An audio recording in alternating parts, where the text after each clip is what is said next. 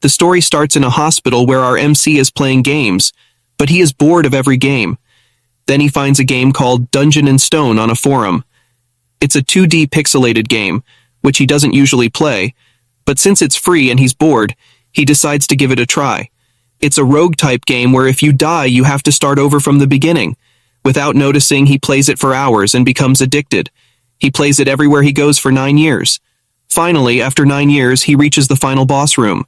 After opening it, he receives a notification that the tutorial is complete. Suddenly, a light emanates from the screen, and he is sucked into the game world. He opens his eyes and finds himself as a barbarian, standing in the coming-of-age ceremony where barbarians choose their first weapon before entering the dungeon.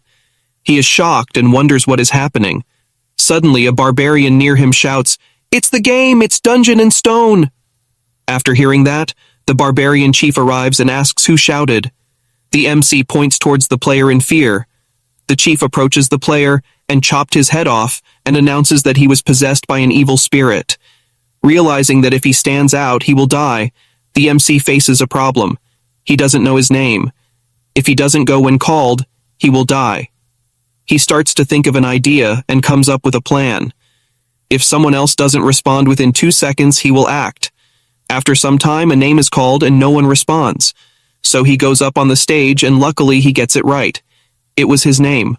Finally, he discovers his name is Andel's son, Bjorn. With his years of experience playing the game, he chooses a shield as his first weapon because it offers the most survivability. After everyone chooses their weapons, they select their leader, Venom's third son, to guide them towards the dungeon. Because everyone that have gone through coming-of-age ceremony will enter the dungeon. However, after some time they get lost on their way. They decide to choose another leader, Feneline's second daughter Aner, but even she gets lost. Seeing their intelligence, the MC decided to help them and suggests her that they should follow other species to reach the dungeon gate.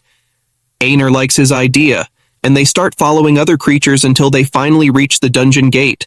However, upon reaching the gate, the MC starts feeling fear, but he have no choice but to go inside because all the citizens of the city need to pay taxes starting from the age of 20, and failure to do so results in execution. Since he is a barbarian, it is impossible for him to find a normal job, and the labyrinth only opens once a month. So he has to go now, but his feet aren't moving because of fear. Then Aner gives him some encouragement, and also thanks him for helping earlier. After that, he gathers his composure and enters the labyrinth. However, instead of transported to the start area, he is transported to an area with complete darkness. Just as he took a few steps, a trap set by a cunning goblin snapped shut beneath his feet. Pain coursed through his body as he began to bleed profusely. The goblin, reveling in its victory, shadowed Bjorn's every move, eagerly awaiting his impending demise. Aware of the goblin's presence, Bjorn feigned weakness and collapsed to the ground, his breathing shallow. Seizing the opportunity, the goblin threw a rock at him, testing to see if he was truly dead. Confirming his suspicion, the goblin approached Bjorn. But Bjorn, despite his injuries, mustered his strength and launched a surprise attack. In a fierce struggle, he emerged victorious, and the goblin's body disappeared. Leaving behind a 9th grade magic stone, a highly coveted and valuable item in this world. Yet, its worth was equaled that of a mere piece of bread. Despite his victory, Bjorn's wounds continued to bleed profusely, posing a grave threat to his survival. Desperate for aid, he forced himself to keep moving, dragging his injured body across the unforgiving ground. Hour after grueling hour, he fought against the encroaching darkness, his resolve unwavering. The brink of death loomed near, but he refused to succumb. Finally, a glimmer of light pierced the darkness, signifying an exit from the treacherous depths. To his astonishment, a party of seasoned adventurers emerged before him. Seeing his dire condition, they stopped, their captain demanding the assistance of their healer. However, much to their dismay, the healer refused, unwilling to use her limited holy power on a stranger. Undeterred, the captain turned to another party member, asking him to give a healing potion. Reluctant due to its cost, the party member initially refused, but the captain, demonstrating his leadership, promised to repay the debt in due time. Relenting, the party member handed over the potion, and with careful precision, poured it onto Bjorn's injured leg. Unbeknownst to many, potions in this world inflicted a searing pain when used, making them impractical for use in the midst of battle. The healing process was arduous, but Bjorn endured the agony, his wounds slowly closing under the potion's influence. Grateful for their aid, the captain inquired how he had arrived before him. He wondered if there was a hidden shortcut he had missed. Bjorn, tell them what happened, after listening his explanation. The captain explained that such occurrences were exceptionally rare, happening only once or twice every 100 years. Bjorn couldn't help but reflect on his ill-fated luck. With their paths diverging, the party bid him farewell, and Bjorn resumed his exploration of the illuminated area. With a renewed sense of purpose, Bjorn ventured forth, his eyes scanning the surroundings for any signs of danger or opportunity. He knew that the light before him marked the beginning of a new chapter, brimming with challenges and untold treasures. Armed with his resilience, honed skills, Bjorn prepared to face whatever awaited him in this enigmatic realm. Little did he know that his journey had only just begun, and the trials ahead would test him in ways he could never have imagined. After his near-death experience, he kept running into goblins. They keep coming. At first he was nervous, but after some time, goblins are no threat to him, and traps are randomly placed in the open. The only problems were food and water, because the food he got from the deputy chief was lost when he was crawling on the ground. Only 2 days' worth is left, and the chief did not give any water, so he has to find it in the labyrinth. So he starts searching, and after some time, he finds the water, but there was already someone else there, but he left himself. After that, he drinks water and started counting the magic stones he collected, and there were 44 stones, and now he started to feel tired and started to feel sleepy. There are 2 ways to sleep in the labyrinth. First, live your life in the god's hands and sleep, or second, find allies to protect each other. He tried the second option, but everyone got scared because of his looks and all the blood all over his body. Then suddenly, the man from before comes and asked him if he is looking for an overnight companion. After hearing that, MC got angry. Then he explained that he thought that they could take some sleep while protecting each other. Then MC understands that it was called an overnight companion, and he thought he was saying After that, he agrees, and they play rock, paper, scissors to determine who will sleep first, and MC lost. So the man gives MC a watch and asks him to wake him up after 2 hours. After 2 hours, MC wakes him up, and now it's his turn to sleep, but he can't believe in a stranger. So he pretends to sleep to see if that man does something, but he doesn't do anything. After 2 hours, they change turns again, but MC is frustrated because he didn't get a single minute of sleep, and he was so sleepy that his eyes closed, and MC falls asleep. Then suddenly, that man wakes him up. MC apologizes to him and offers him more time to sleep, but that man refuses. So MC takes his turn and starts sleeping. After some time, that man comes and attacks him with his hammer, but MC blocks it and says he knew that there is no one that kind in this world who forgives and does not take the offer to sleep. They fight, and MC defeats him, asking him why he didn't attack the first time he slept. That man answers that because he also needs sleep. Then MC asks why he attacked him, and the man answers that it's because of his stone, but MC doesn't believe him and attacks him again, asking once more. That man explains that it's because of his heart, and tells him that a barbarian's heart is used for new magical research and sold for a good price. After saying all of that, he starts begging to be let go. Everyone in this world thinks barbarians are stupid and naive. Most of it is true, but our MC is a human inside a barbarian, so he kills him and takes his items. He have many items, like potions. MC starts to think that after only a few hours since he came to this world, he killed someone, and only after killing a man, he is now living like a man. After that, he started to hunt again, and goblins started to come in pairs because it's the second day, but it's not a big problem for our MC. He hunts for 14 hours, but now he started to feel very tired and needs sleep. Because of the previous incident, this time he chose the first option and tried to sleep alone, hoping goblins won't come, but goblins keep coming. After some time he just closed his eyes, but a goblin attacked him and just missed MC's neck because of height. After that, MC becomes frustrated and decided to find another barbarian, But instead, he meets many humans this time who want to become his overnight companion. Maybe because this time he is looking good and didn't cover in blood. But he refused them all and told them that he is looking for another barbarian. Then one man tells him that it's going to be hard to find because most of the barbarians quickly go up to the second floor. Then MC realizes that it would be embarrassing for someone of their build to struggle on the first floor. So he starts to look for any race other than human to become an overnight companion, because every race has a special trait other than human. After some time of searching, he finds an elf. She was injured and afraid. Then MC goes there, and she instantly starts to beg him to let her live. Then MC tries to comfort her, but she gets more scared and says that even if he is a barbarian, let her live just once because she has a younger brother to take care of. Then MC starts to think about what barbarians do. So to make her let her guard down against him a little, he gives her some healing herbs and some bandages he got from the men from before, and asks her to treat her wound first while he stands guard. After she finishes treatment, he introduces himself, and she also tells her name, Erwin. Then he asks her why she is so afraid of him. She tells him that he is a barbarian, and barbarians and elves had a very big war in the past, and now they are hostile towards each other. She says she doesn't care about this, and asks him to let her go. MC didn't know about it.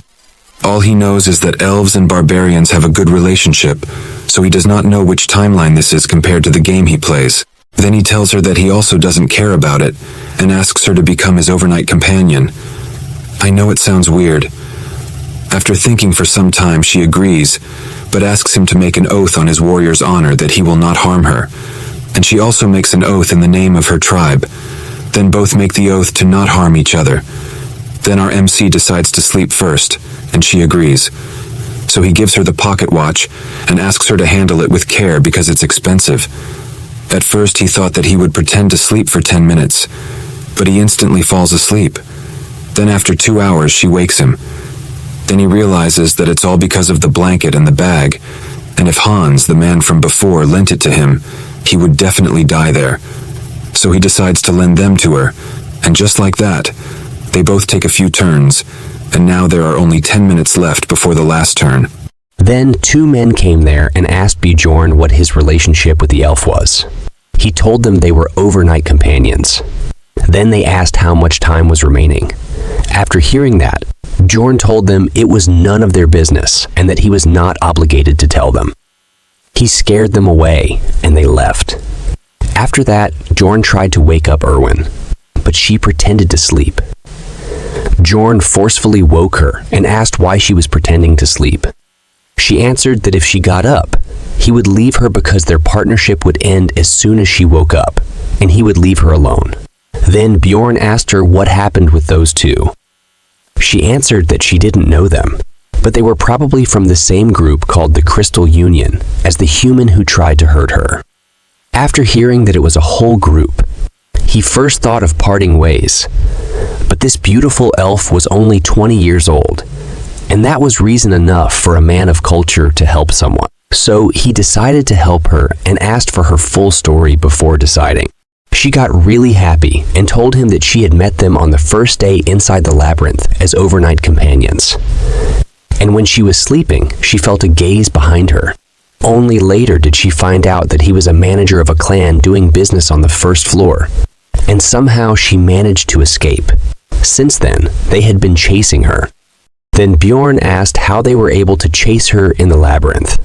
She told him that they were probably using message stones, which allow communication when synchronized prior to usage. Their range is up to about 300 meters. It was a device that didn't exist in the game, so he was a little shocked. Then Bjorn asked her why the members of the Union continued to chase her, when it didn't seem like she had done anything wrong. She told him that while escaping, she swung her knife around and accidentally cracked one of the assailant's ears. Bjorn felt bad for that man, and she was laughing while telling him all this. Suddenly, she felt someone following them from behind, about 150 meters away. It was an ability of elves they are born with, so they decided to increase their speed, but the distance between them didn't increase. Bjorn started to think about the risks he was taking and the benefits. Well, I think we all know the benefits of helping beautiful elf. So he asked her what she was good at. She gave a great answer fitting for the situation. She said that she was good at laundry and cleaning but bad at cooking. I just want to ask what is going on in her head at a moment like this. Everyone, what do you think? But just don't go overboard with it. Then he asked what she was good at during battle. That she was good at archery and could also use spirit magic, specifically flame element. Flame element is actually the rarest element in this world. Then he asked her if she had killed anyone before. She answered that she hadn't, but she could do it. Then Bjorn asked seriously if she would like to become his comrade until they got out of the labyrinth. He would take 90s, and she would get 10. He didn't even finish his speech, but she instantly agreed without any hesitation. So Bjorn decided to get rid of the pursuer because the distance between them was getting shorter and shorter. He decided to enter a dark area where they waited for the pursuer. After he arrived and started searching for them. Bjorn ordered her to shoot the arrow. She was a little nervous, but she shot the arrow and got a headshot. MC sure was smart. He didn't kill the man himself. Erwin was in a little shock, so he gave her some encouragement and started looting the men. There, he found the message stone Erwin had been talking about. After that, Bjorn checked the loot he got from the man he just killed. He had a pouch of magic crystals, 2 daggers, 1 potion bottle from his waist belt, and the clothes he was wearing, a leather top and bottom. Bjorn sure was a scavenger, and I like this kind of Bjorn story. Then MC asked Erwin about how to use the message stone, and she told him that there was a button on the side. After Bjorn pressed it, a voice came from it, and there was someone giving everyone instructions and asking them to catch the elf and the barbarian with full instructions. He also placed a 10,000 gold bounty on their heads and asked everyone to gather at the Goblin District, which was where Bjorn and Erwin were currently. After hearing that, Erwin got scared, but MC asked her not to be scared, and they moved up to the 2nd floor. After hearing that, she asked if they were really going to the 2nd floor by themselves, as there was a huge difference between the 1st and 2nd floors. Bjorn said he knew it and told her that they would just stay near the entrance, and they were also a good match. She got flustered after hearing that, but she still hesitated to go to the 2nd floor. Then, suddenly, a voice came from the message stone, saying that whoever found the elf first could enjoy her first on top of the 10,000 gold. Then another man's voice came, saying that if she was too resistant, could he cut off one of her arms and legs. Then that man asked if they should just leave the important part, and he asked if they all knew what he meant, right? After hearing all of that, she immediately agreed to go up to the 2nd floor.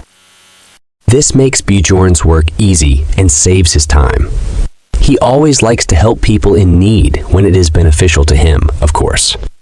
When a chance like this comes, of course, he will take it. After that, Erwin asks Mick about the path to the 2nd floor.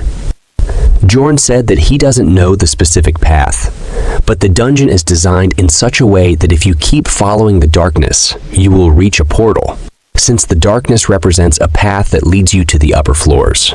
Suddenly, Erwin stops Bjorn because there was a trap. After seeing the trap, Bjorn remembers the dark past and that he just walked a few steps before stepping on one, but they only appeared now after so late. Then he realizes how unlucky he was. Then Erwin asks Bjorn to let her handle it, and he should rest. Then Bjorn told her not to use spirit to save strength. With her clumsy look, you can understand what she is going to do. After that, she goes near the trap, and suddenly 2 goblins attack her, but she was ready in counter. Attacks them and kills the first goblin. Then the second goblin. Then the second goblin tries to attack her, but she quickly finishes him too. After that, she gives both stones to Bjorn according to the agreement of 9-1, and she seems very happy about it, saying there's something her younger sibling has been asking for. And if they keep progressing like this, she can earn a little bit too, right? After hearing that, Mick feels like she is trying to insult him. I also feel the same. But she's got a point there. Then a voice from the stone comes again, saying that they are raising the bounty on the elf to 20,000 gold, dead or alive. After hearing that, Erwin gets scared again. Then Bjorn asks her not to worry, and says there's no one who will search in the dark for them. And these bastards don't have the best teamwork. That's all he said to her. But inside his mind, he was thinking that it's suspicious, that all things are going too well. He was just thinking, but suddenly, Erwin shouts, "There are ghouls." After seeing them, Bjorn starts to think, how are the ghouls here? On the first floor, there are different monsters based on the direction you go, and ghouls are supposed to be in the south. They've come too far after roaming for so long, but actually, it's a good thing for Bjorn. Maybe you guys are thinking about what level Ma currently is, right? To know that first, I'll explain the experience awarding system for the dungeon in stone. You are only awarded for the first time you defeat a monster of the same species. But if they are from a different rank, you can also gain experience. For example, if you kill a goblin and a goblin chief, they are both considered different species, and you gain experience from both of them the first time you kill them. Meaning you need to defeat as many species as possible in order to level up, so Mick is just level 1. And by the way, a personal question, I'm also thinking of making a similar game, but in 3D, of course. So can you guys tell me which platform I should create it on? The mobile version will have lighter graphics compared to the CC version. Also, tell me all your ideas about gameplay and everything else. And if you guys want, I can make another channel where I'll share my progress on it. Now, let's get back to the story. Erwin said she will handle it alone, but denied it, asking her to cover from behind. After Bjorn comes within a certain range of ghouls, they attack him. And why is their hair like melting cream on top of a cake? Well then, the fight begins. And it was a piece of cake with Bjorn's power and Erwin's artillery. After that, they keep walking towards the north until the 3rd day. Then Erwin sees blood on the ground, and it was not Goblin's blood. After following the blood trail for some time, they find a sandal. And I think everyone knows about the dark past of Mech. After seeing that, the portal was less than 10 meters away from his starting point, and if only he had gone in the other direction. Just how much bad luck does he have? Because anyone who opens the portal first to the 2nd floor gets 2 experience points. And as I told you before, you can only earn experience points 1 time from the same species, so it's very hard to level up. But you can earn these experience points every time the labyrinth opens, and it becomes a kind of race. That's why the team who saved Bjorn on the first day asked him about it. Thinking about that makes him very angry, and seeing him like that, Erwin asks him if there's something she did wrong. Then he says it was not because of her. After that, she comes to a conclusion that Bjorn lost his barbarian comrade here, so she gives him some sympathy. Bjorn gets confused, but he decides to ignore it, and they go up to the 2nd floor, the Goblin Forest. But their landing is not a smooth one, for Bjorn, of course. Erwin lands perfectly. After Bjorn recovers from this unfortunate experience, they look around, and there is no living being in a 50-meter radius. The 2nd floor is different from the 1st floor. While the 1st floor is like an underground maze, the 2nd floor is an open forest, and there are 4 gates in 4 different directions on the 1st floor, and each gate leads to a different place. But you can go to the 3rd floor from any of them. Just tell me, what's with the ghouls? Others look good, but ghouls look like ice cream is melting on their heads. After that, Erwin asks Bjorn what to do now. He tells her that once the time is up, which is 168 hours for the 1st floor and 240 hours for the 2nd floor, the labyrinth spits the explorers back out into the city. So they will stay on the 2nd floor before the 168 hours are up, and then they go back to the 1st floor. But they can't just stay here by the portal all day, so they start to explore the nearby area a bit. Soon after some time, Erwin finds a trap, but Bjorn didn't see it. Then Erwin throws a rock at it to deactivate it, and then she asks for praise from Bjorn. But Bjorn just says that she is good at throwing rocks, and it was always her duty to find the traps. McSure is a Sigma. Let's talk about the second floor a little. Traps on the second floor are different than the first floor. They are well hidden and are all over the floor, but there is no goblin watching over them. And other than traps, another difference is that the goblins go around in groups of about a dozen, sometimes with warriors or archers. And there are more high-ranking monsters the farther you go towards the exterior of the forest. Continue the story.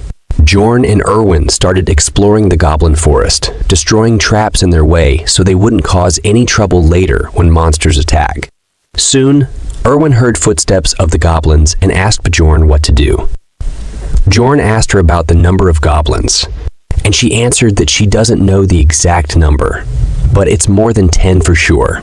After hearing that, he decided that they will attack them and asked Erwin how close they can get without being noticed.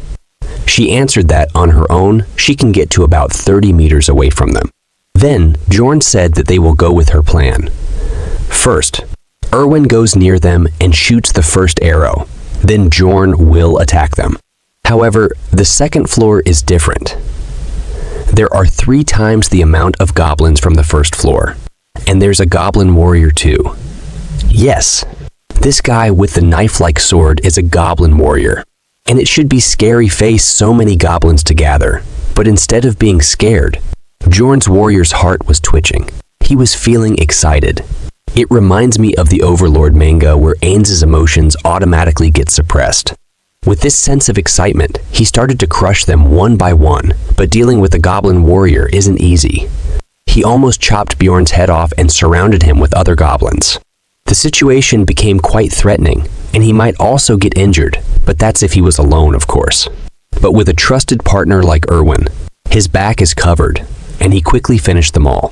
He gained 1 experience point for defeating the goblin warrior for the first time, and 11 magic crystals. But the warrior's weapon and armor disappeared with the goblin. The warrior stone has more value than a normal goblin of the same rank. So he decided to give Erwin 2 normal stones. She looked very happy, and after that they started moving again. Once they went farther out than a 3-kilometer radius, they began to come across goblin groups every 5 minutes. This time, there's an archer among the goblins, and as soon as he saw them, he disappeared using stealth magic. It became difficult because of the goblin archers. But it wasn't enough to defeat Bjorn. He just had to focus a little more to dodge the arrows coming towards him, and he easily defeated the goblin archer. After 15 hours of fights, they decided to take rest. And Bjorn gave Erwin the first chance to sleep, and she instantly fell asleep. Then Bjorn started thinking that explorers are scarier than the goblins, especially now that he has a reason to be worried, and it's a problem that she's so pretty. He said it out loud, and Erwin woke up instantly and asked him if she is really pretty. But Bjorn asked her to sleep. Well, it shows that she was not stupid and is always on her guard. And just like that, the 4th, 5th, and 6th day passed, and it became the 7th day, the last day, and it's finally time to leave the labyrinth. Bjorn told Erwin that it was finally time to leave the labyrinth. There were only 2 hours and 47 minutes until the first floor would spit the explorers back out. Erwin told Bjorn that she's so tired that she will immediately fall asleep as soon as they're out. Bjorn told her that they should go back now because they should get to the portal earlier rather than late. Of course, things would get a bit tricky now, because the goblin groups had respawned and put down new traps all over the place. Erwin also sensed a goblin group 70 meters away from them with 8 regular goblins, 2 archers, and 2 warriors. Bjorn decided that they will fight. Goblins were just chatting and laughing. And just like before, Erwin shot from afar and popped one of them in the skull, leaving the other goblins stunned. Then Bjorn charged in with his fierce look, scaring the goblins, and he started his attack. He knew that Erwin would take care of the archers, so he focused on killing the warriors first. Bjorn had become a master at fighting goblins, swinging his hammer around and hitting them all to their death in each shot. Erwin also got used to it. She knew exactly when and who to shoot. And because of that, the time it took to kill all the goblins had shortened. He praised her and told her that she did a good job, and she loved having Bjorn's approval. But he told her to tell him when she kills the archers so that he doesn't have to worry about getting shot while fighting. She apologizes and tells him she wasn't sure if the last one was hit or not. He is a bit confused, but agrees that unconfirmed information would be more dangerous. While Erwin just smiled and waited for a response. He was thinking about how much he's grown. He's actually kind of proud, but I doesn't know who he is proud of. To me, it looks more like self-appreciation. Suddenly, Erwin calls Bjorn's attention to something cool near a dead goblin. Its corpse hasn't fully vanished yet. Rather, it has a blue aura around it. Bjorn notes that this essence particularly belongs to the goblin archer. Essences are a part of the skill system in Dungeon and Stone, which gives you passive and active skills with varying stats, depending on the essence's type. There is only one essence allowed per level, but it is kind of like a cheat. It's one of the most valuable treasures for an explorer, and there will always be a limit to how many essences you can absorb. He remembers his early days of playing the game, and recalls how each goblin has a different ability attached to their essence, and your fate will depend on which essences you take. It has a near 0% drop rate, and he never expected to see it here. He was speechless as they stood near it. It feels too good to be true, and he senses something bad might happen. Then our weird but cute Erwin asks him if she would become a goblin if she ate it. Bjorn tells her that she wouldn't, but she would earn a part of the goblin archer's abilities. He tells her how the guy who was chasing them on the first floor had taken a razor mane wolf's essence, which gave him the ability to track their smell. He asks her if she wants the essence, and she says she doesn't really care much, but she will take it if Bjorn doesn't want to take it. Bjorn doesn't care about the goblin archer's essence. He's a barbarian, and he already knows what essence he wants, and this essence would be useless to him. So he tells Erwin that she can have it, but she must promise him something. This is something he was originally going to tell her once they got to the first floor. But right as he was about to speak, they were interrupted by a man calling out to them. It's a group of explorers. He tells our protagonist not to move a muscle. Erwin asks him what he means and mentions that they were just hunting, but Bjorn knew the true purpose of these people arriving.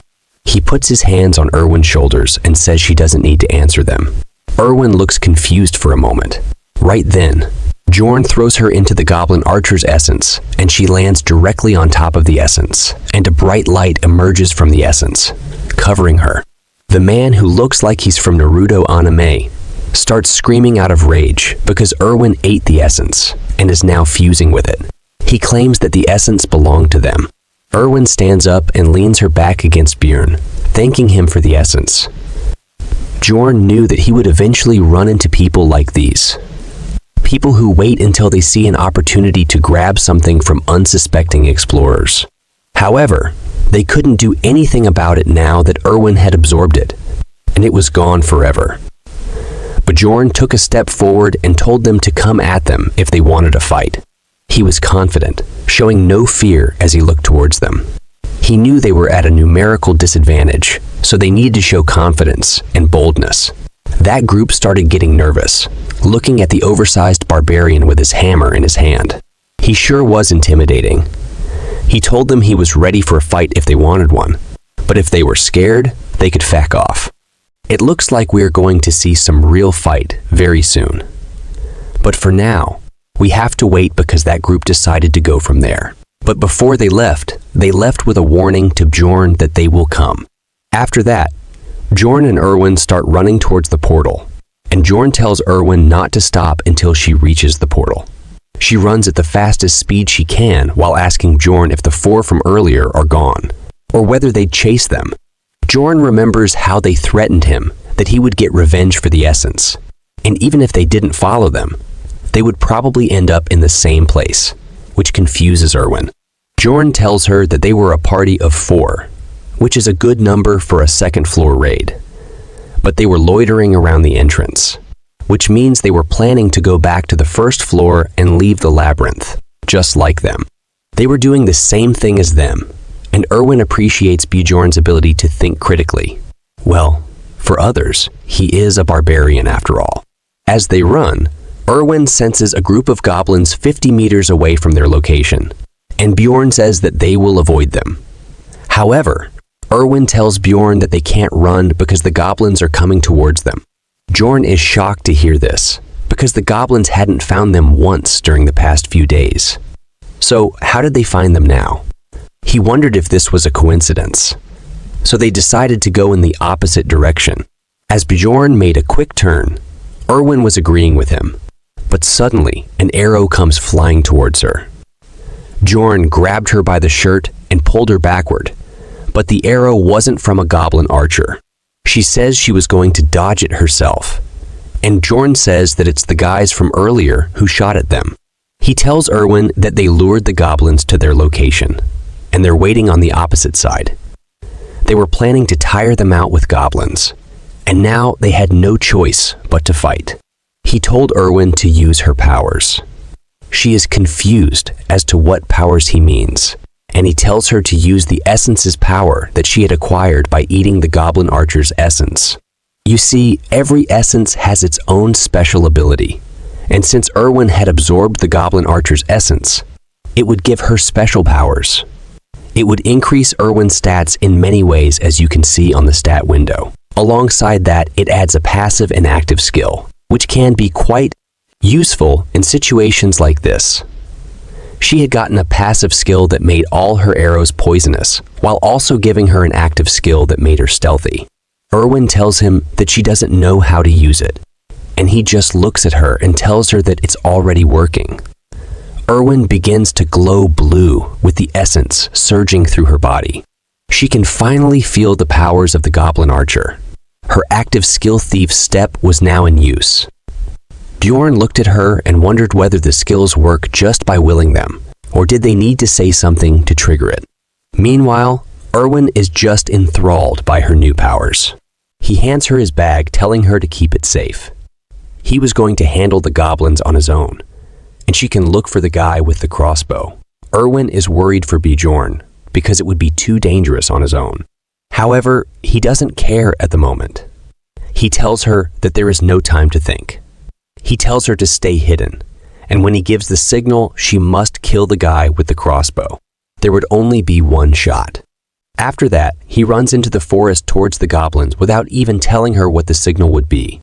After some time, he stops, because goblins were surrounding him from the left while rushing into the goblins headfirst. Bjorn notices how those guys haven't shown themselves since they shot at them with a crossbow. Early on, he assumed that they would show themselves once he killed all of the goblins, and he began the killing spree. Blood splatters were everywhere as Bjorn was killing the group of goblins. There were a dozen of them. 2 of the goblins were swordsmen or warriors, but there were no arrows flying towards him. There were probably no archers, or so he thought. But an arrow comes flying his way, so he blocked it with his shield, and he now knows there were archers too. Then he felt something pierce his back. It was a goblin with a dagger who stabbed him from behind. He threw the goblin off and bashed its head in with his shield. He was fighting the goblins to the best of his abilities. But he also remembered the crossbow guy was there too, and he didn't have Erwin to help him this time. The injuries were piling up as they were cutting Bjorn up. It was looking like the attack on Titans. But he didn't let up though, as he slammed his hammer onto the goblins and killed them all. They turned into smoke, and he realized that things were getting a bit too dangerous for him. Suddenly, 2 arrows shot in his direction at once. He had to dodge them, but he realized that they were both different markings. One belonged to a goblin archer, and the other arrow was from the crossbow guy. It was impossible to block both arrows, and now he had to pick and choose which arrow would be more dangerous to get hit with. So he decided to block the crossbow bolt, and as he blocked it, the goblin arrow had pierced through his elbow because he simply couldn't have blocked shots from both sides. His arm was wounded and bleeding, not to mention the goblin arrows seemed to have been poisoned. His arm was turning purple, and he couldn't feel any movement within it. He only had his right arm, and he needed to choose between his weapons now. So he let go of the hammer, knowing it wouldn't be much help. He pulled the arrow out of his elbow and chose the shield.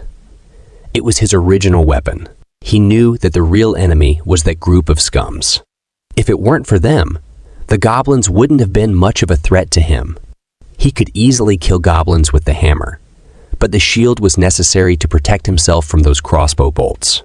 Bjorn kept slamming into them with his shield. He was flinging them around like they were nothing, sending them flying far away with each hit. But it was not enough.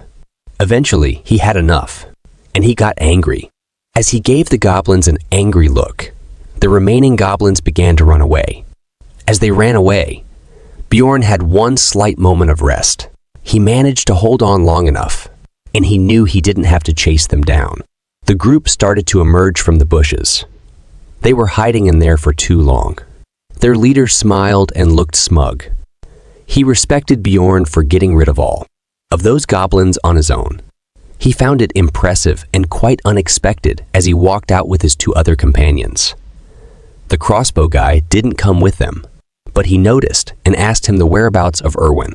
With anger, he just tells them to come and fight him. Then their leader says that it is truly impressive that he still has energy despite fighting all of those goblins. However, he was sure that Bjorn was severely injured by this point and gives him the option to tell him where Erwin is, and they would let him go. Bjorn smiles. He wondered if they thought he was stupid, but Bjorn, laughing, annoyed them, and they decided that they should fight him first and torture him later for the answers. He tells his crew not to let their guard down, even if Bjorn is injured. They were going to take this fight the same way as they would while hunting a giant monster. They decided to rush and attack Bjorn as he held his shield up, ready for their attack. But his situation was dire. His left arm wasn't moving, and he was going up against 3 explorers. He wondered whether Erwin found the crossbow archer yet, but he needed to send the signal now. But he knew that the signal had to be something unique, something that this world's people would recognize. He knew what he had to do.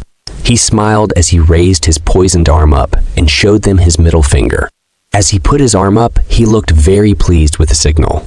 Well, it's a good one. What do you think will happen if Erwin got confused with it? As all of you know how clumsy she is. I also have a story, a dark fantasy one.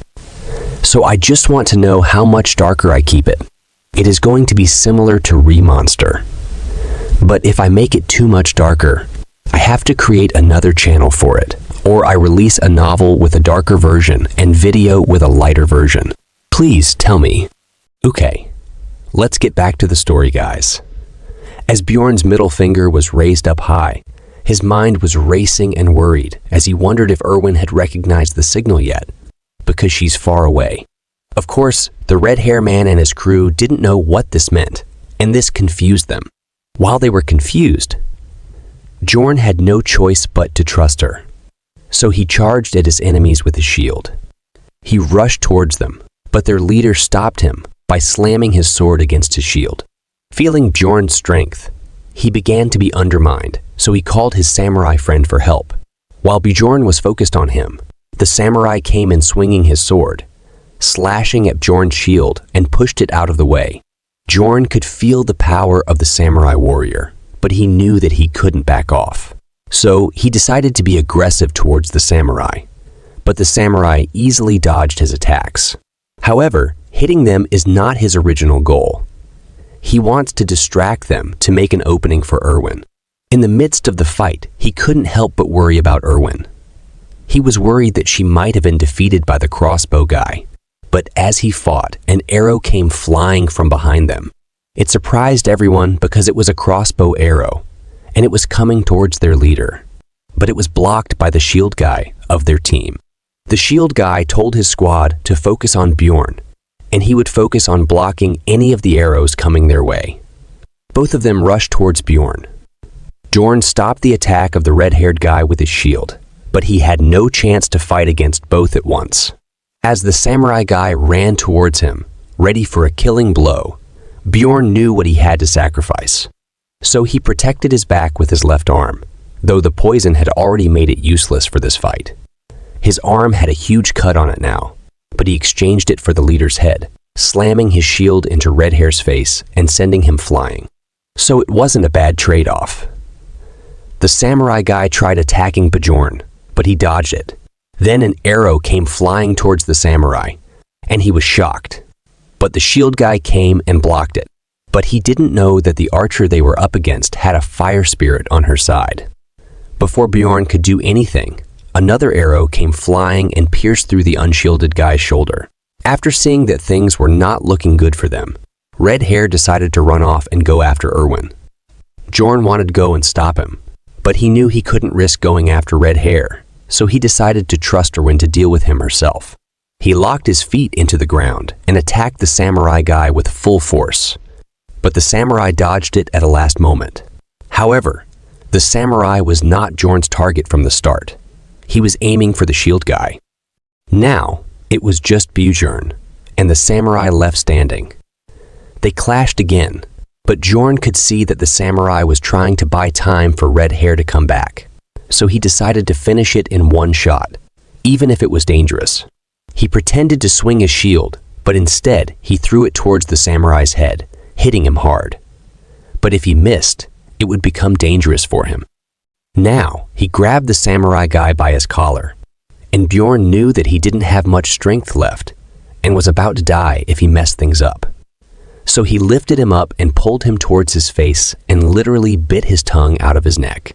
The barbarian rage had taken over, and he was moving off of pure instinct for survival. Now, both of Bjorn's opponent's bodies were on the ground, and he was left standing alone. Erwin came running to him from behind, tears in her eyes because she was worried about Bjorn's safety. She also killed both of her opponents, and now they had both survived the game of survival one more time. This time, it got a bit too close for comfort though. As Erwin saw how wounded Bjorn was, she handed him a potion, telling him to drink it immediately. Bjorn was confused because he didn't know that people can drink it. She told him it's better to drink it than to pour it on your wounds, and since he was poisoned, it would clean up his insides too. Bjorn chugged the vial of healing potion and dropped it on the ground as he sat there healing. He could feel his insides boiling, his entire body burning in pain, and his veins were itchy and hot. That's the reason why people pour it on the wound instead of drinking it, even if it has more benefits. While Bjorn was healing, Erwin was next to him, encouraging him. Then he asked her how much time was left.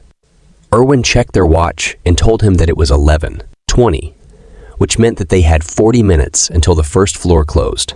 They did not have any time to rest despite the fight. Then Bjorn asked her to strip, and she had a regular reaction for her standard akos. She was thinking that he was doing it so suddenly, so he must have a reason for it, and she started taking her top off. Or I was just thinking too much. She is the same Erwin we know. Then Bjorn asked what she was doing, and told her that he meant stripping the bodies of the dead guys for items and resources. But now that they had only 40 minutes, Bjorn decided to just take their equipment, magic crystals and backpacks. They didn't have time for other things. So Erwin went to get Redhair and Crossbow Guy's things too. They had only 34 minutes left when Erwin came back with all the stuff. After that, they ran through the forest at top speed. There was only 1 minute left, but they got to the portal of the first floor, and then they jumped into the portal. They managed to come back to the first floor in time. Erwin rejoiced in their success. She had lots of fun.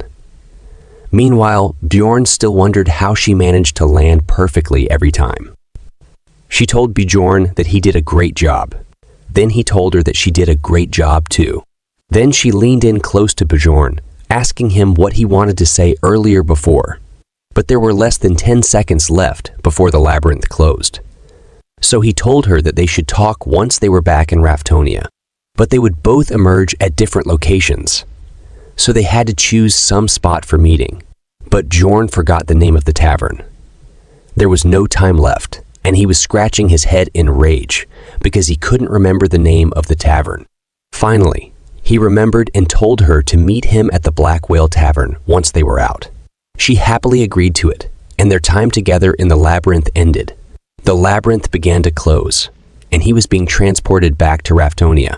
Bjorn emerged back in the city filled with explorers. Now the story is going to be more interesting, my horny friends. But for now, he was back in Raftonia amidst the hustle and bustle of people. It's a place filled with a tremendous amount of people because all the explorers are gathered in one place. But for now, he began to reset his clock because time in the labyrinth flows differently than in the city. No matter how many days you spent in the labyrinth, once you come back to the city, it's always noon on the next day. And you have to reset your clock so that it points to noon. I was curious about one thing.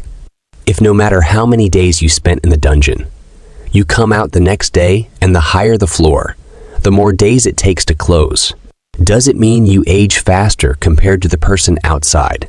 Or does the age of the person inside the dungeon not increase?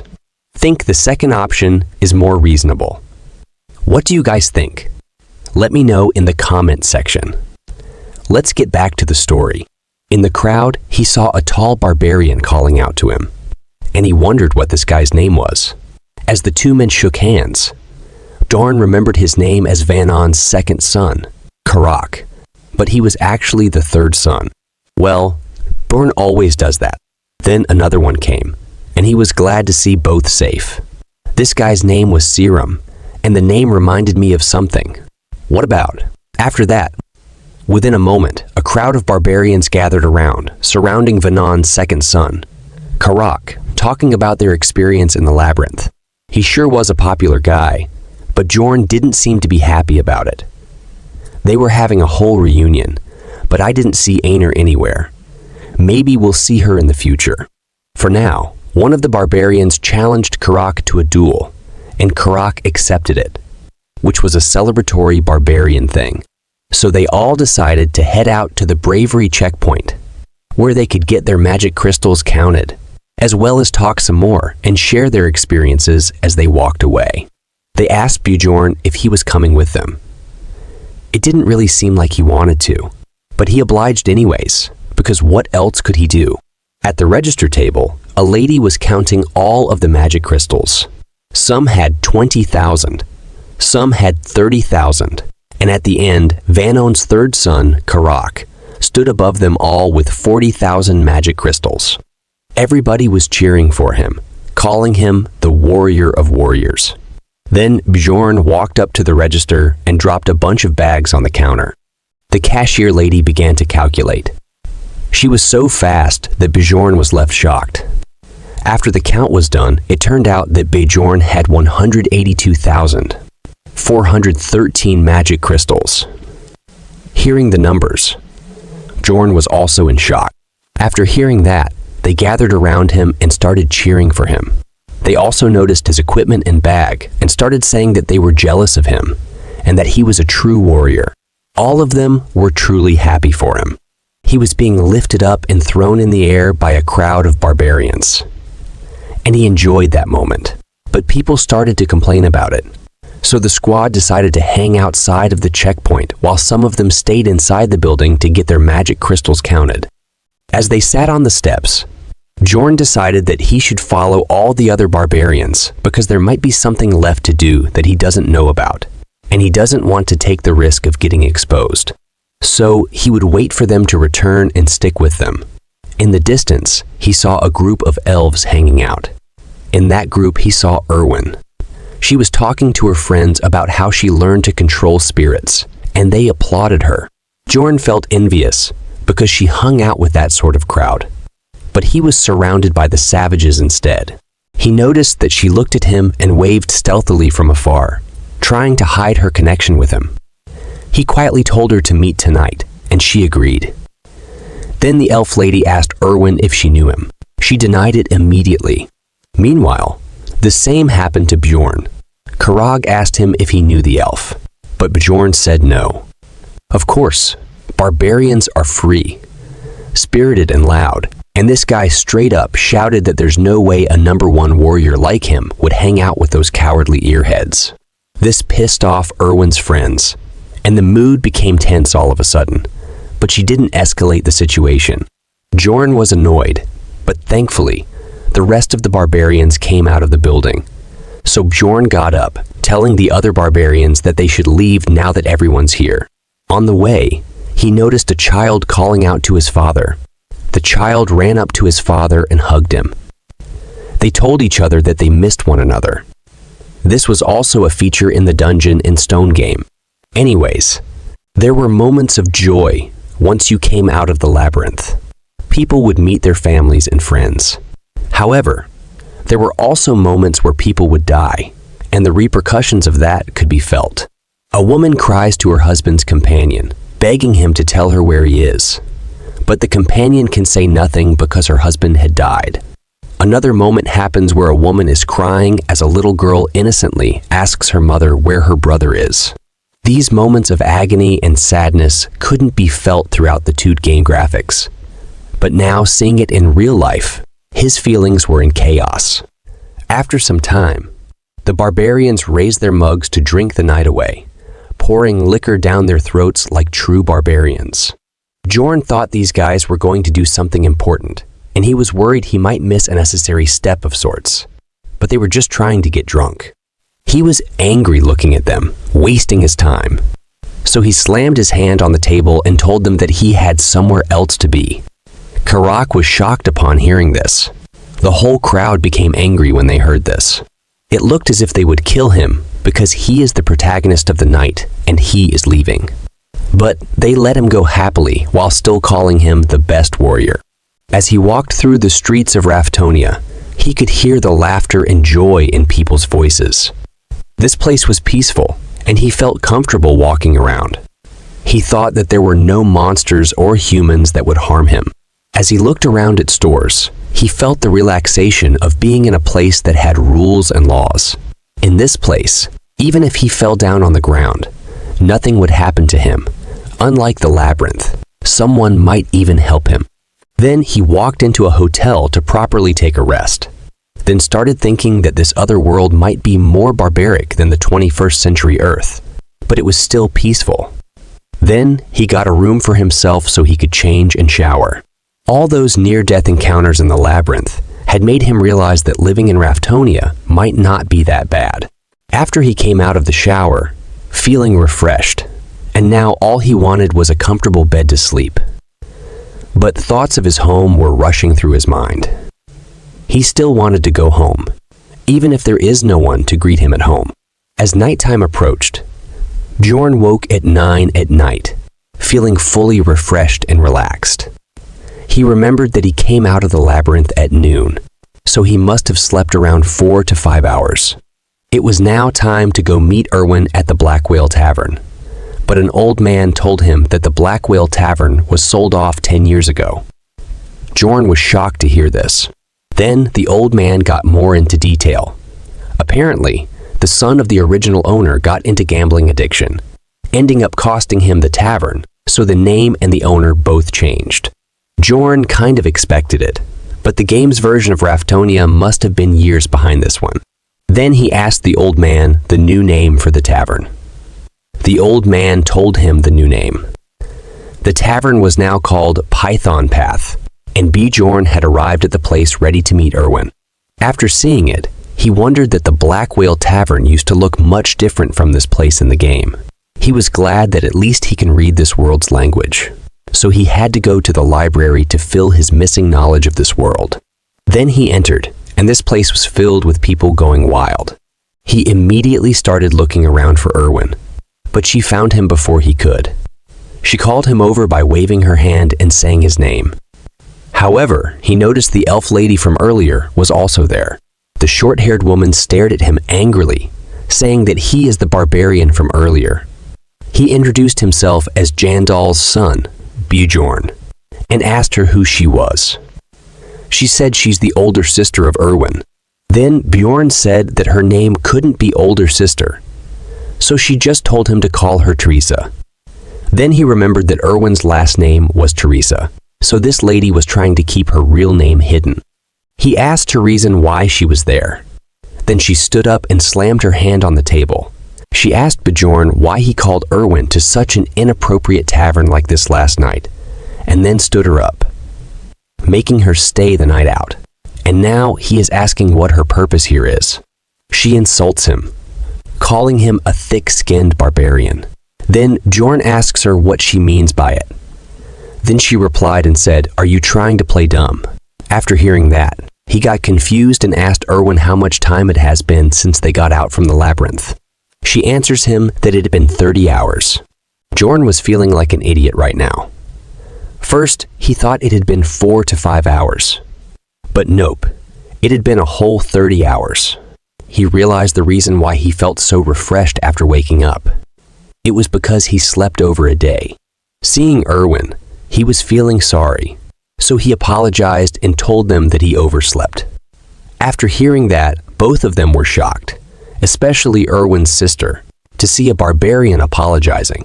After that, in shock and embarrassment, she asks Bjorn why he would call Erwin. Bjorn could have given many long reasons, but he said he had no obligation to answer her. She can ask Erwin if she wants and piss her off again. She says he is just a beginner, and then Bjorn replies that she should throw away that kind of attitude unless she intends on taking care of Erwin all her life. Then she calls him a savage and slams a huge bag of 350,000 magic stones on the table. After seeing it, he feels like he is in K-dramas. Bjorn just stared at the stones, and this made Erwin's sister wonder why he wasn't taking it. She knew that he had a different reason for asking Erwin to meet. Does she think Bjorn is Johnny Bro or something who accepts any types of payments? Bjorn looked at Erwin and asked her if she agrees with her, but she doesn't know what to say. At least for a moment. However, Bjorn tells her that the deal for giving her the essences was that she'd help until he got the amount he wanted. After hearing that, Erwin was a little disappointed. Then Bjorn told her that they would also split the rewards 50-50.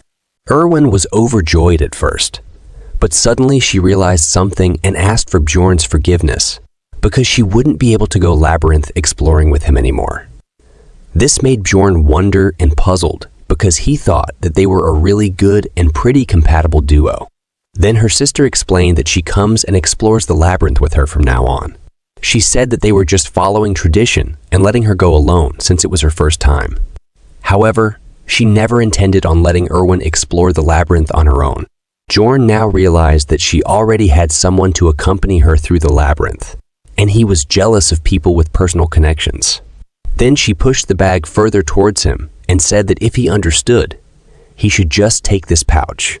But Bjorn stopped her and said that it was a result of splitting the essences in half. She responded that this was indeed because it's the loot they got together. But according to Bjorn, the bag was still lacking 280,000 stones because the promised share was 9-1. She smirked and slammed another bag with the remaining 280,000 stones on the table. He realized that this woman just tried to con him, and he kind of gets why the barbarians hated elves now. He immediately told her to get out if she is done here, so that he and Erwin can get on with the remaining private matters they needed to talk about. Of course, she wasn't going to move, but Erwin poked her on the elbow and told her that while she appreciated her coming here with her, she should go now. She wanted to thank Bjorn and say her goodbyes. This was one of those weird moments when you realize your younger sibling isn't a child anymore. However, she retaliated, pointing her finger at Bjorn and asking him to swear that he won't sleep with Erwin. If he agrees to swear, she will leave immediately. Erwin was embarrassed and shocked that she would say that out loud. Meanwhile, Bjorn wondered if that meant that all the other options were still on. She told him to swear. It didn't mean anything to him, but he swore on his warrior's honor. But Erwin looked most disappointed. After that, she decided to leave, but she still had something else to say to Bjorn. She turned around, thanked him for saving Erwin and keeping her safe in the labyrinth. Erwin slammed her head on the table in embarrassment and was worried that she might have upset her sister. She had never spoken up for herself like this before, and if she was mad at her now. Bjorn told her that she didn't look angry because she was smiling and told her not to worry about it. Erwin remembered and apologized to him that they won't be able to be a team again because she had made up her mind to work with her sister a long time ago. He told her that she didn't need to apologize. Bjorn was a considerate and rational guy. Even he wouldn't have rejected the offer either if some high-level elf offered to carry him. Then Erwin pulled out another bag of 63,000 magic crystals. These were from the loot that they got from the redhead and the crossbow guy, and she had already taken her share, so this was all that was left for him. She also told him that she left the 2 backpacks that she took off at her place, and there were a bunch of things there. So she invited him to take a look for himself tomorrow. Bjorn was surprised that she knows what he wanted to ask without him mentioning anything, but he was disappointed that he already had to give her up as his teammate. Then Erwin asked the last question, and she asked him how she should repay him. He was confused. Then she explained that she had told him that she would repay him for helping her. This is the reason why her sister made him swear that he wouldn't sleep with her. For a moment, Johnny Bro took him over. However, he just told her that he couldn't think of anything at the moment and then asked her if she wanted to eat anything. She told him that she wasn't hungry, so he decided that he would just order for himself because he was starving. This brought an idea to Erwin's mind. She said that she wanted alcohol. She hadn't taken a sip of alcohol yesterday because she wanted to drink the first return drink with him and truly celebrate with him. Bjorn remembered that return drinks were a culture in the game, especially for elves who only lived in their shrines until they were adults and put huge importance on the first return drink. He said that he was glad, but Erwin leaned in closer and told him that he's supposed to say thank you, and he said thanks to her. Erwin was happy. She told him that they went through so much together in the labyrinth, so it was a given that they share their first return drink with each other. She said that this is probably not his first return drink though, but he says that it was actually the first time he was going to have a return drink. She was surprised to know that he was serious when he told her that he was only 20 years old, which is the same age as her. She had initially thought that he might just be joking. He told her that it was his first time in the labyrinth as well. They start celebrating, and as they're celebrating, Erwin tells Bjorn that he did a great job. Then he tells her that she was great too. The two raised their mugs and slammed their mugs together in a toast. After a bit, their mugs were empty and their food was done. Erwin said that Bjorn was wearing a shirt today as she looked at him, and Bjorn only said in his mind that she was wearing a skirt today. Bjorn took a big sip of rum and decided that it was time for him to talk about the more important stuff now. Meanwhile, Erwin just kept admiring his ability to drink. He asked her if she still wanted to repay him, because he has thought of a way. She asked him what it was, but he said he couldn't tell her here, because he feared that the security would come after them. She blushed and looked at him and asked him if they should head up to his room.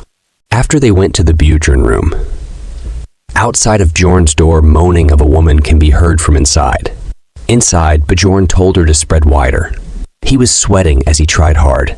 As she moaned and screamed louder and said to let it go, he was just scratching her shoulder to check her stats effects. But Erwin screamed out loud from the pain, telling him that he was going to dislocate her shoulder because it had never gone that far back before. He still wanted to make sure though, and asked her if she was sure this was the breaking point. She swore on her family, crying and screaming, so he let her go and told her to rest for a bit. When he let her go, she was in complete shock at being alive. She thought she would lose her arm and life from all that. She looked annoyed and disappointed. She wanted to know if he asked her to come to his room just so he could check her abilities and stats. Then he said that ability use wasn't allowed within the city, and he really wanted to check the difference in her body after the essence. But in reality, he wanted to check the difference between the game and real life. He did this because Dungeon and Stone was not a user-friendly game. There were 3 main stats: body, mind, and ability stats. However, there was a plus icon on the side of each of the main stats, and when you press it, there are thousands of detailed stats. For example, if stamina were to increase, you could carry heavier items and perform better in physical attacks. This was the reason that different characters were capable of different things, despite the numbers of their stats being the same. Bjorn has come to learn of this because he practically put his whole life into the game. But there were still stats that had effects he still did not know about. Erwin was hoping and asking if there is something else they are going to do. Meanwhile, Bjorn was there wondering about the obsession stat that came with the essence Erwin ate. He doesn't know much about it except that it was a low-ranking stat in the mind stat, and that's all he knew about it. So he asked her if she felt a change in her mindset after she left the labyrinth. Did she start overthinking about something or having patience issues? He needed to know more. She wasn't sure. Still, she remembered that she had a desire for cookies right as soon as she came out of the labyrinth. She did not like them before, but she ate a bunch of them when she came back. He wondered if the obsession stat increased desire, which is probably a given. There were still other stats he didn't know about, so he had to take it into consideration when choosing the essence. Maybe this is the reason why she is so horny for Bjorn, because of the obsession stat. As he was thinking, the horny elf pulled his shirt and said she was sleepy. There were still things he wanted to check, but he couldn't anymore, so they decided to sleep, putting out all the candles in the room. Bjorn closed his eyes, ready to relax. In that moment, he remembered something he had sworn on. As Erwin slept leaning on his chest, he remembered that her sister had made him swear not to sleep with her. But he said to himself that she probably meant the other kind of sleeping together. They got up early in the morning and had brought all of the loot back to Bjorn's inn. Erwin asked Bjorn if he was going to sell everything. Bjorn told her that he was going to sell most of it, except for a few items. Erwin had her eye on a piece of gear, a leather outfit, and a belt. She asked him if she could have it. He told her that she can have it if she subtracts its cost from her share, and she agreed. Later on, they went to a merchant shop where they sold all of the extra equipment for a good amount of money. The sword was sold for 350,000 stones. Later, Bjorn sold some more stuff for 180,000 stones. Then they sold the backpacks, which went for a whopping 250,000 stones. After a few more visits to different shops and merchants, they had a solid amount of money in their hands. The bags of money had piled up, and they had earned a total of 1,450,000 stones. As they held the bags of money in their hands, Erwin was shocked after seeing that much money. But she earned just change compared to Bjorn. He really is a heartless man. Bjorn gets almost 1.4 million stones after subtracting Erwin's share because he also killed a man alone before meeting her. He had never made this much money in the game's start before. This was a nice start for him. They walked out into the street. Bjorn told her that this is where they should part. This surprised Erwin. Then he wondered why she was surprised, because they had already decided to go their separate ways.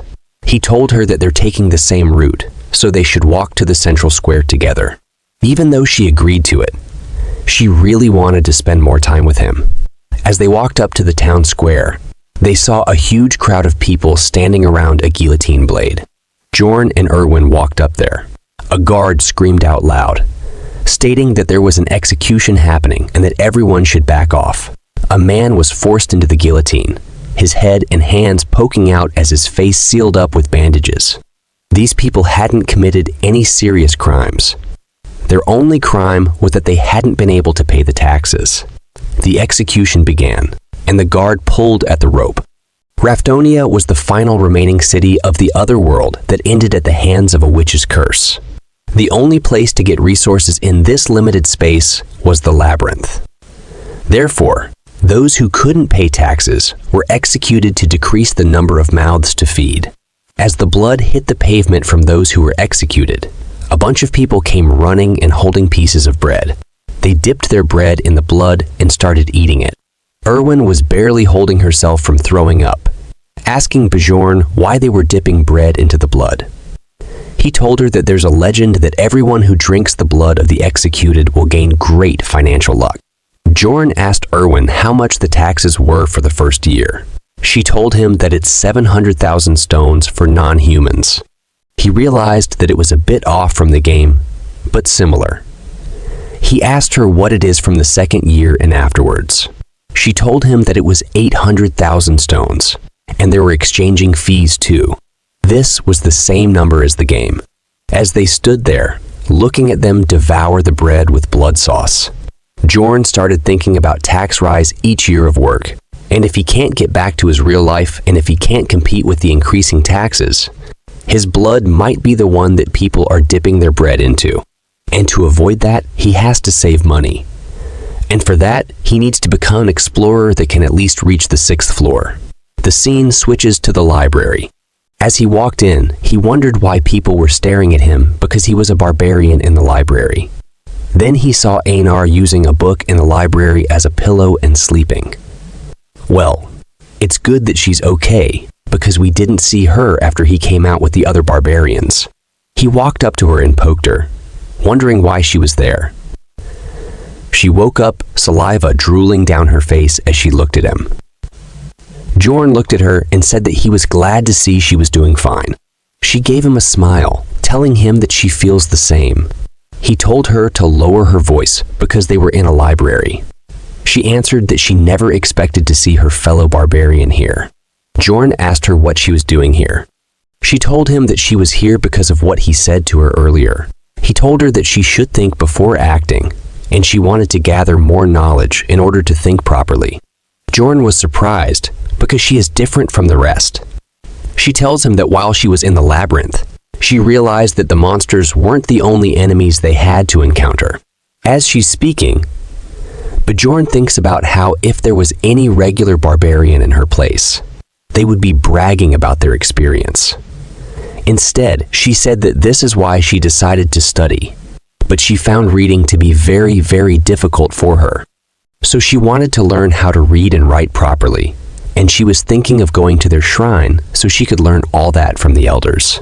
He asked her if she was going right now, and she said that if she doesn't, she would forget about it. As she's walking, she remembers that she promised to repay him for his advice if they came back alive from the labyrinth. She told him that if he ever needed anything, all he had to do was ask her at the Angry Bull Tavern. He looked at her and said that he would definitely come to her if he needed. He was simultaneously hoping that she doesn't forget about this promise in a couple of days, because he was probably going to need her help very soon. Anyways, he needed to find a book, and he didn't know how to do that in a place this big. His eyes went straight towards a girl sitting at the front desk, which is the librarian. He walked up to her as she slept on the job. He tried speaking to her, and the girl woke up while raising her head. She looked at him and asked him what he needed. He tells her that he's looking for a book, one that is related to history, but she interrupts him and casts some spells, conjuring up a weird ball of light that starts floating towards Bjorn. He's confused about what magic she cast. Then the ball of light shimmers its way into his chest. Jorn is unsure of what changed because he doesn't feel any different. The librarian tells him that now he can find any book that he's looking for in the library. She also tells him that he's allowed to borrow any book, but he has to put it back where he takes it from. Bjorn tries to ask for details about the magic, but the librarian already becomes the Sleeping Beauty. After that, he walks around in the library. He quickly realizes how the magic works. It's quite simple. All he has to do is walk around, and the book he wants to read would shine. Now he understands why there's only one librarian in a library this big, and she still has time to sleep. After that, he starts reading books. The first book, titled The Fallen World, talks about the history from thousands of years ago, where no living beings could live due to a witch's curse, and the last remaining fortress, Rafdonia, was the only place that managed to avoid the disaster. The royal family opened up a dimension for the people who were starving to death because of limited resources. That became the labyrinth. This was similar to the game's prologue. He already knows it. Then the second book he read was Alchemy's Basics. It talks about how magic crystals from monsters can be made into bread, water, steel, and such. They are literally changing the atomic structure. Isn't it too much? Well, it was also too much for Bjorn to understand the theory, so he just memorized it for now. After that, the next book was Is Sacred War 3. It talks about how the barbarians and the elves come to hate each other. The fourth book he really wants to read about was The Evil Spirits of the Abyss. The evil spirits refer to those people who had come from different dimensions and had possessed other people's bodies. This was technically correct, but it doesn't describe why it happens. It's clear that the temples and the royal family had tried their hardest to get rid of this phenomenon. Well, what I think is that someone from the royal family is also one of the people from Earth, like Earth. and then he made it public to get rid of any competition. Well, it's just my theory. He learned one thing from it, and that is, as long as he didn't say any of the forbidden words, he would be pretty much okay. The fifth book, titled On the Death of the King, is about the first ever king, also called the Immortal King, Lavajan III. It talks about how he died over 150 years ago. Basically, he lived for thousands of years, since he was the first king, and I think it's also related to evil spirits and my theory. The game story started after his death. So that means Bjorn was 150 years after the game timeline. This is why his knowledge of the game world kept contradicting the reality in this world. Previously, I think I said it was a 10-year gap, but it was actually a 150-year gap. After that, he moved on to the book about the dimension's instability of observation records. While reading this book, Bjorn had a realization that this might be the book that the blondie who had saved him had read. This book mentions a theory that says entering a portal in the moment that it was closing could have something to do with that instability. Perhaps that is why that happened to him. That made him feel depressing, because he had no one else to blame but himself for the torture he had to go through. It had gotten dark outside, so he decided to read the rest later. After that, he goes back to his room and thinks about how it had been 3 whole days since he had left the labyrinth. The labyrinth opens up on every first day of the month at exactly midnight. So he has 27 days left to prepare himself, and he has to find a new member for his party from tomorrow onwards. In early morning, Bjorn woken up by loud knocking noises on his room's door. It was Erwin who was knocking the door. He hurried to get out of bed, then he opened the door to see why she was standing outside. He asked her why she was banging on his door so early in the morning. He was just saying, but suddenly he felt an incredibly powerful gust of wind. It was Erwin's new contract. She was excited to show Bjorn that she had succeeded with the new Sprit contract. She told him that she had tried 10 times with the Spirit Stone that her sister gave her, and it worked out, and it's a wind spirit. It was perfect match with her fire sprit. He congratulates her, but in his mind, he was think about that how rich her sister and her family is, because Sprit Stone is an item that lets you sign a contract with a Sprit with 10% possibility. But they are pretty expansive, and she tried in times. And before she was saying she have a little brother to take care, acting like a poor, helpless lady. Well, whatever. After he saw it, he told her to get rid of it. She wanted to show him more, telling him that she hadn't shown him everything she can do. Then her to look what mess she made in his room. After seeing it, she started to apologize. She promised to clean up the whole mess right away. A little while later, Erwin sat on the bed looking tired after she was done cleaning up the whole room. Bjorn looked at the room and wondered how incredibly talented she was at cleaning, even though she had told him before that she was great at it. He congratulated her on having a contract with the spirit, and she was really happy as she thanked him. But he is a stud. He told her that she shouldn't have come to him just to show him this. He tells her that she should have spent her time much more wisely, because she would have to go back into the labyrinth in 26 days. While Erwin agreed with his logic, she had wanted him to be the first to know about her achievement. Bjorn wondered why she felt so attached to him and speculated that it might be due to an obsession trait she gained from a goblin archer essence. He wanted to maintain a business-like relationship, but also expressed his willingness to be there for her as a friend and fellow comrade. As the morning continued, Bjorn planned to use his time effectively. He went to a place called the Angry Bull, where many barbarians were staying. He was welcomed by cheers from the crowd, being recognized as the strongest warrior. Inside the inn, a barbarian warrior informed Bjorn that he could stay for a cheap price due to multiple barbarians sharing rooms. Bjorn revealed that he was there to see Feneline's third daughter. He was still forgetting the names. Then that barbarian corrected him, because Einar was Feneline's second daughter, and I think it is very important. Einar arrived to the scene, and that guy told her that Bjorn was looking for her. She walked up to Bjorn and asked him why he had come to see her. Bjorn told her that he had a favor to ask her, which is that he wanted to fight her.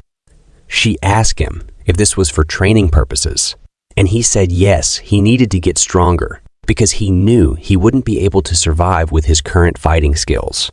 Einar told him that it wasn't really a favor. If you wanted that, all he had to do was come out to the field where there were already dozens of sparring. She told him that as long as it wasn't in the morning, she was ready to fight whenever he wanted. He told her that they should begin right away. The crowd was ready to see some combat as Bjorn dashed towards her. He knew that he came to learn, but he wasn't intending to lose either. The fight began, and Bjorn rushed toward Einar with his full power. Einar was also ready. She swung her sword, and Bjorn's body hit the ground with his face bruised and nose bleeding. Crowd starting to shout that Einar is the best warrior now. She walked up to him and asked him if he was okay. He answered that he was fine and asked her for one more fight. And just like that, they keep fighting for an entire day. They both are huffing like a dog. But Einar asked Bjorn that it's fine if he wanted to keep going, but she would like to rest for a bit. I don't know why, but to me it's looked like she is also from another world. It's just my thoughts. He told her that was enough for today, and asked her if she was going to go to the labyrinth alone next time around as well. And she nodded. She told him that she was too broke to form a party, so this was her only option. Bjorn immediately asked if she'd like to be his teammate, and he would keep 80 of the profits, but that he would pay for the party fees and everything. But in reply, she told him to shut up, as she had already heard enough. Bjorn stated to feel nervous. He was worried she wouldn't agree to be his teammate, so he brought up other ideas for her to stick around. But Einar just grabbed his hand and told him that she wouldn't understand even if he tried to explain it to her. However, she trusted him to join the party. He told her that he was looking forward to working with her. Next day, Bjorn headed to the Barbarian Shrine, a place of great importance to the barbarians. Here they saw the chief of the tribe. I like this old man's smile. He welcomed both Einar and Bjorn.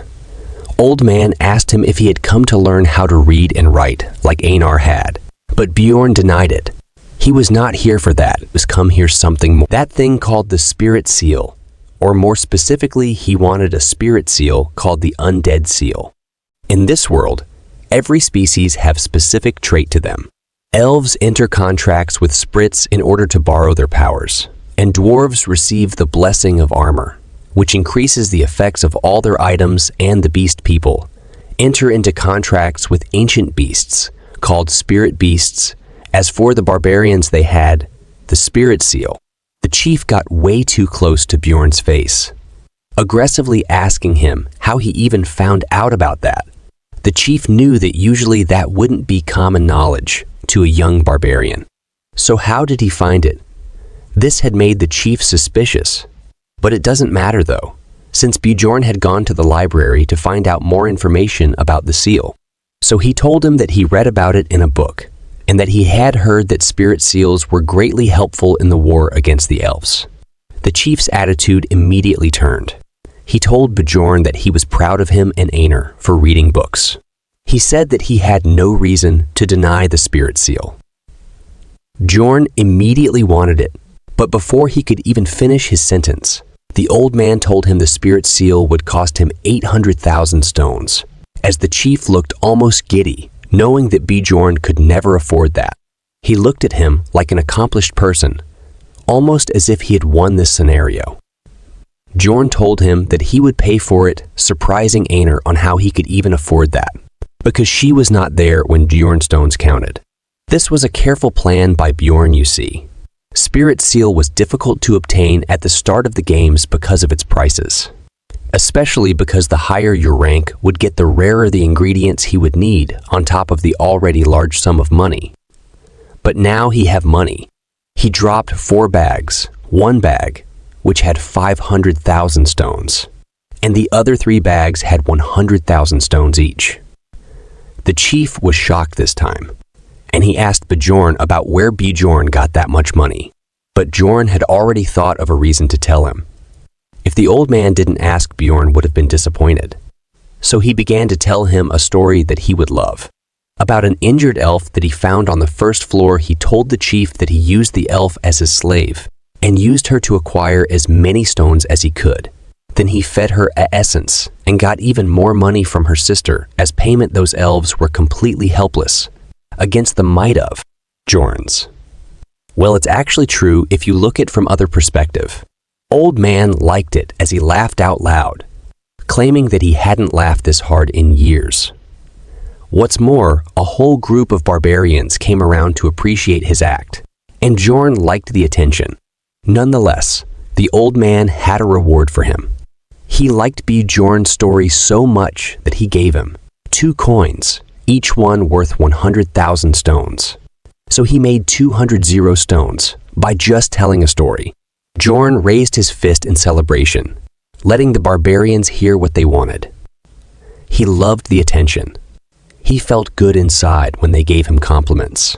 Let's learn a bit more about the spirit seals. You see, spirit seals are strengthening techniques. They make the body absorb the essence of magical ingredients and give the body a special power. The barbarians had a ritual of tattooing babies when they were newborn while their souls are clean, so that the soul pathways are still visible even as adults.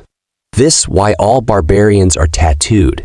And here I am thinking that because they look cool with them.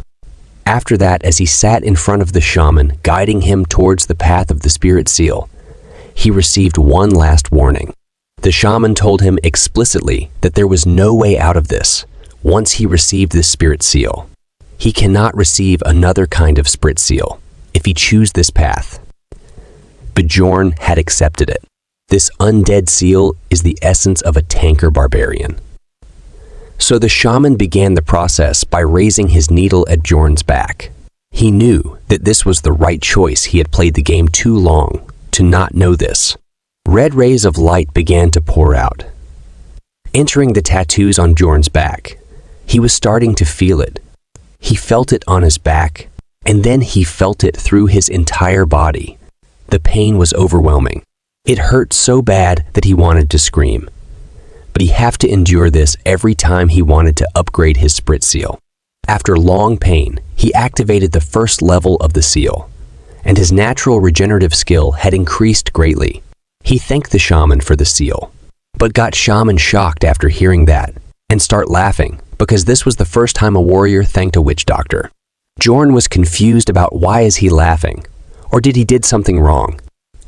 Jorn quickly started walking out before the shaman start getting suspicious. The morning was here, and Bjorn headed out to the commercial district to buy necessary equipment. After training with Einar for quite a long time, he had learned that he definitely wasn't fit to be a swordsman. His plan was to only use shield techniques after a point. So building proficiency in swordsmanship would be pointless. This is why he was looking for a one-handed blunt weapon. The shopkeeper showed him a large collection of blunt weapons that barbarians prefer. These were good-looking weapons that Bjorn knew would fit a barbarian's taste, but he asked for a more normal-looking one. The shopkeeper handed him a simple bronze mace, which immediately caught his eye. It was a small mace that cost 220,000 stones. After that, he did some more shopping, buying himself a custom fit helmet and a half armor plate that fit him perfectly as well, which cost him 530,000 stones. Now he was left with only 50,000 stones. A lot of time had passed since he had left the labyrinth, and his daily routine eventually set itself. He also met Erwin every day. He would wake up at 7 in the morning and get some breakfast with Erwin. Then he headed to the library and read until afternoon. After that, he always ate lunch at new locations, just so he could gather information that wasn't readily available in the books of the library, listening to adventurers speak. At around 5, he would make his way to the end where the barbarians were living, and he would train there. By the 7th day of training, he started to go up against different barbarians, testing out his strength against the lot. There were no techniques or systematic combat skills involved in these duels. It was just a fight with your instincts, and that was good practice for the labyrinth. After regular training, he had become strong enough that he could even win against Einar sometimes in duels. During the duel, She would compliment him on his skills improving. Although when he beat her, he would tell her that she had a pattern of fighting, but since it was habitual, Einar had a hard time changing her patterns. At night, he would get home and wash up, after which it was time for Erwin to come see him again. He walked out of the shower and saw her there. He asked her how she could make the 1-hour walk journey every single day, but she was usually just happy to see him and wanted to eat dinner with him. They would be together till 11 p.m., after which she bid him goodnight as it was time for her to leave. After that, she stood there for a second, looking back at him and telling him good luck for the labyrinth, because the day was almost there. They were going back in tomorrow. As he wished Erwin the same for her time in the labyrinth, Bjorn realized how quickly the time had passed. There were only 24 hours left before the labyrinth gates opened. I clear it to you if you are confused. Bjorn can't see these pop-up windows. The next day at 8:10, they went to the Explorer Guild to receive the Unity magic. They arrived inside the building and walked up to the counter. He asked to receive the Unity magic. The cashier lady looked at them and wanted to make sure that it was just the two of them. Bjorn acknowledged it, telling her that she was correct, and in return, she told them to place their hands on the crystal. As they put their hands on the crystal, the lady proclaimed that 2 rank 9 explorers would have to pay 15,000 stones. It was an expensive fee considering that this was just a one-time use thing. However, it was a necessary thing to get. The Unity magic had only one purpose. It existed so that you would spawn at the same spot in the labyrinth as your teammate. Bjorn asked the woman at the counter about what determined the rank of explorers. She told him that they judge it by the amount of essence in one's soul, which made Bjorn curious if the price would also increase with his rank. The lady told him that he was right and that it was only valid for 24 hours from now. Anyway, after they got their Unity magic, it was time to go and eat. Einar looked like she was in love at the look of the food, wondering what the hell this was. Well, Bjorn had ordered the most expensive meal at the tavern as a last feast before entering the labyrinth. He told her that this meal cost 800 stones, as she drooled at the sight. He told her to try it, and just as she took one bite, it was all well worth it. It was almost as if she found herself to be in heaven. It felt like a dream to her. The food was way too good. This meal had motivated her. She wanted to work harder from this moment onward so that she could earn a lot of money and get this meal every day. This makes Bjorn think about what she is eating until now. After that, at midnight, there were only 10 minutes before the labyrinth would open. The guards were stopping people from entering before it began. As Bjorn was noticing the size of the humongous portal, he heard a loud commotion in the background. It was a group of freshly turned warriors. They were cheering Parthun as a great warrior. Bjorn wondered how they even managed to find their way every time. I think there is another worlder like Bjorn every time in the new group. Again, it's just my thinking. Einar, on the other hand, got sentimental looking at them. It reminded her of the good old days, which was literally just a month ago. The announcer told everyone that they could now enter. Einar got excited and told Bjorn that they should go now, but he told her to wait. Instead, he was trying to explain how an unstable portal could help them spawn closer to the second floor's gate. But she just told him to shut up about it and tell her what to do once it's time. After all, she had blind faith, and she knew that she was too dumb to understand his explanation. There was only 1 minute remaining until the gate closed, and she got a bit nervous that they weren't going to make it in time. Bjorn noticed how much smaller it had gotten than how it initially started. It was about the same size when he first went into it. As well, he was just waiting for the guard to say that it was about to close, which would be his cue. That's when he heard the guard scream out that the gate would close soon, and Bjorn was ready. He told Einar to go, and the two began to dash towards the gate. It was time for them to enter, and even though the guard tried to stop them, telling them it's dangerous as they passed through the gate, they had found themselves in complete darkness. As Bjorn opened his eyes, he knew that he was right. Bjorn was right. It was the dark region of the first floor, which made Einar panic because she couldn't see anything. He came prepared, though. He had brought torches with him this time. As he entered, he saw a large concrete slab, which made Einar a bit confused as she asked him what that was. Bjorn explained that this was a monument, which they can use to open the portal gate to the second floor.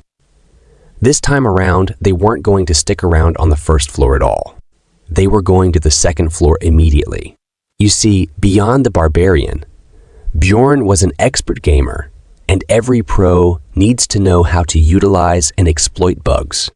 Bjorn opened the portal to the second floor, and after seeing this, Einar was in shock. As I explained before, Bjorn gained 2 experience points because he opened the portal first. And because of this, Bjorn's level increased, and he is finally level 2 now. And also, the maximum capacity of essences has been increased by 1. Let's talk about this later. Both of them entered the second floor. Einar asked Bjorn how they got here so quickly. The chief said that it takes at least 3 days to get to the second floor. Bjorn answered that he read about it in a book. Einar complimented him and said that he is amazing. This time, the second floor they came to isn't the Goblin Forest, but the Land of the Dead. Then Bjorn asked Einar if she is feeling something. She asked what he is saying. Then Bjorn told her that it feels like something is filling his entire body from inside his veins. After hearing that, Einar congratulated him and told him that his spirit status must have gone up. Then Bjorn understood that this is leveling up. There are also levels in Dungeon and Stone and B, which are needed when using skills increase with level. The amount of essences one can consume also increases with each level. Since Bjorn is now level 2, he can take 2 essences. Einar was still confused because his spirit status increased without killing any monsters. Then, Bjorn explained to her that it was because opening that portal counted as an accomplishment. Experience. It's called accomplishments in this world, but you can only gain it once per type of monster. After a certain point, it becomes very difficult to obtain, and one way to break that wall is to open the first portal with a speedrun. The experience earned from opening the portal doesn't stop after the first time, so if used well, it's an easy way to gain experience. So, he has to keep this trick a secret. So, he told Einar that it's a secret. So if anyone asks, tell them that it took them 2 days to get to the second floor. Einar was confused, but she agreed. After that, they moved out from there before the experienced explorers get there. First, I was thinking, why is his helmet weird? Now, I understand why. So, it is used for holding the torches. It's quite practical indeed. Then Einar touches Bjorn's helmet, and it's not hot. Then Bjorn explains that it's because torches are magic tools and stay on for 3 days once turned on. That's why it's possible to use them like that. If not, Bjorn's head will be roasted alive. The Land of the Dead has stronger monsters on average than Goblin Forest. However, there are no traps, so it's less tricky than Goblin Forest. In other words, this place is much better for 2 barbarians. Einar saw the ghouls. There were just 3 of them because it's just the first day. There will be about 3 times this amount on the 3rd day. This made Einar excited, so she decided to take care of them herself, and she finished them in a single swing. After that, she started boasting, saying that the second floor is easy. Then suddenly, a sound of laughing and screaming came. She got scared and held Bjorn's hand tight, asking him what that sound was. Then, Bjorn explained to her that it was a banshee, a ghost monster. They don't attack first most of the time, so it's best to ignore them. And even if they try to attack them, their attack won't work on banshees anyway. Plus, if they attack first, they'll be cursed, and the banshees will be after them until they're out of the labyrinth. After hearing about the curse, Einar got too scared and started praising Bjorn, saying that he was a wise warrior or it could have been bad. Then suddenly, a sound came from behind her, and she got so scared that she almost choked Bjorn to death. But thankfully, they were just skeletons, and she is back to her normal self again. Bjorn tried to give her advice to go for the core, but she completely destroyed them and then asked him if he was saying something. What can poor Bjorn say now? But what's more important is that he also gained 1 experience point. After that, they traveled north for almost 8 hours, and naturally, they were able to come across new monsters. Elder ghouls, which are double the size of normal ghouls, skeleton mutants called skeleton warriors, and even skeleton archers. But there was not much difficulty. There were only a few of them in numbers, because it's just the first day, and Bjorn's battle ability had grown quite a bit. First of all, mace. His weapon now was the perfect size and weight for him, so he was able to crush their skulls much more easily than the hammer. Next, the armor, which reduced the surface area he had to protect using the shield, letting him fight much more aggressively. The steel helmet might not protect him too well from a crossbow, but it easily stopped arrows from half-broken bows. He might be good at destroying the enemies, but there is one more who's just as good or better. Bjorn feeling refreshed compared to the fights he participated in with Erwin. Bjorn's arm was injured, but it healed soon. Then Einar asked Bjorn the reason for it, or is this the spirit seal thing? He answered that yes, it was. The undead seal's level 1 effect is better natural regeneration. It takes only about 1 minute to heal 0.5 centimeters deep. Plus, his stamina itself recovers quickly too, increasing his endurance, meaning making him a perfect punching bag. Now, the ground is no longer wet. The terrain is different, and they are ready for the new adventure and new enemies with their heroic pose. I think I've seen this pose somewhere, but I can't quite pinpoint where. They were just giving a pose when suddenly a sound came from behind. This time, it's an 8th rank monster, Death Fiend. It's a scary monster that eats light, and you won't notice it until it comes near you. Bjorn ordered Einar to attack its head. Einar was a little scared, but she said that she trusts him, and they started attacking the monster. But Death Fiend is not an easy opponent to beat. Its skin is as hard as a hard stone, and it's also super strong. Einar tried attacking its neck, but she was not strong enough to cut its head. She started panicking, asking Bjorn what to do. Death Fiend is known for its good defense. Plus, Death Fiends have a passive skill called Body Preservation, which helps him heal faster. Because of Einar's attack, Death Fiend used his active skill, Call of the Dead, to summon ghouls. Difficulty suddenly rose. It looks like Death Fiend's essence is great to become a necromancer. Bjorn ordered Einar to take care of the ghouls first, and he faced the Death Fiend in the meantime. Bjorn was holding the Death Fiend while Einar was fighting the ghouls. After Einar killed all the ghouls, she attacked the Death Fiend, which distracted it and gave Bjorn a chance to attack its head. Bjorn was feeling good after attacking it, but the Death Fiend attacked Bjorn pretty hard. Bjorn also attacked it with full power, but it healed quite fast. Bjorn couldn't attack fast enough to catch up with its regenerative speed, so he was thinking of giving up on killing it and going for 9th rank monsters. But suddenly, Einar lifted the Death Fiend's leg. Bjorn understood that she is trying to mess with its balance, so he also attacked its other leg and flipped it down on its back. Because of its body, it was unable to get up on its own. This showed who the real villain here was. After that, both Bjorn and Einar started beating its head like they were pounding a rice cake. This reminded me of a Doraemon movie when they got to the moon, where Bunny makes rice cakes. They were really enjoying it, and just like that, they defeated the Death Fiend. It's lying behind a big stone. Einar was happy, but Bjorn told her that it's only worth 100 stones. But with ghouls, it's 300.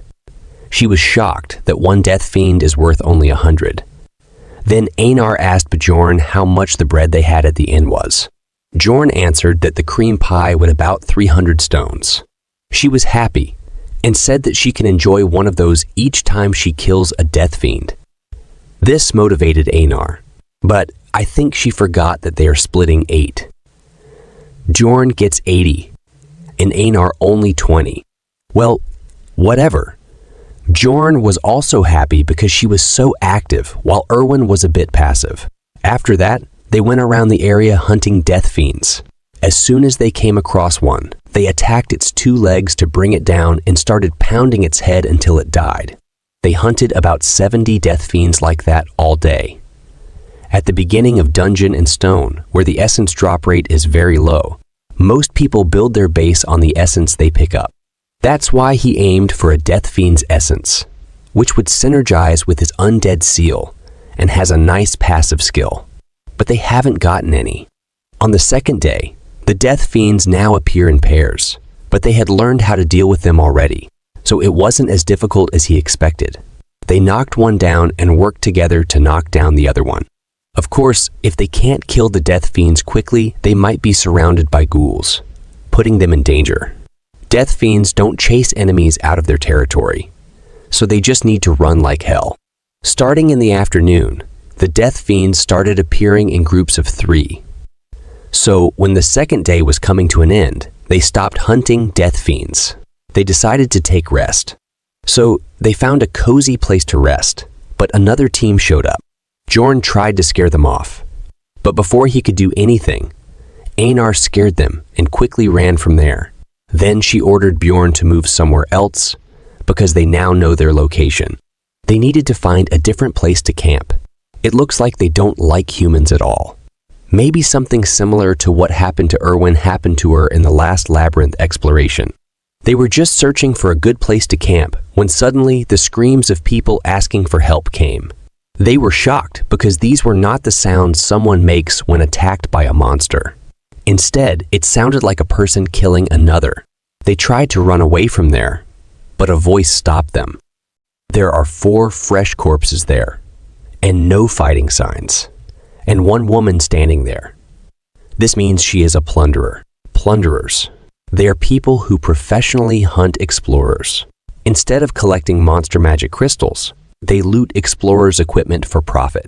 Of course, plundering is outlawed in Rafdonia, and its punishment is death.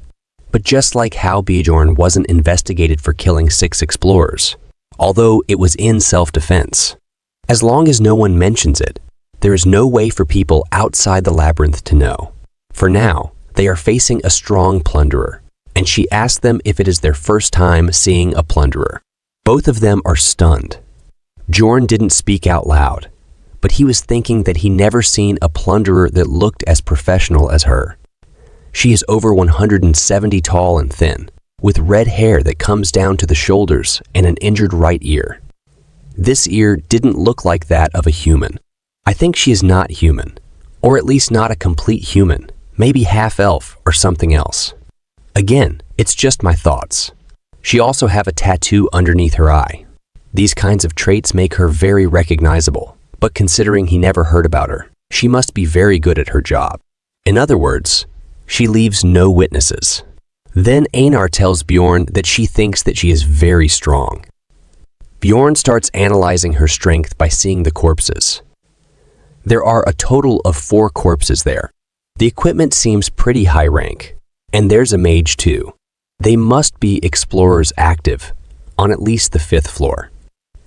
3 of them don't have any external injuries and only threw up. The 3 must have been poisoned, and the last one must have had a tolerance.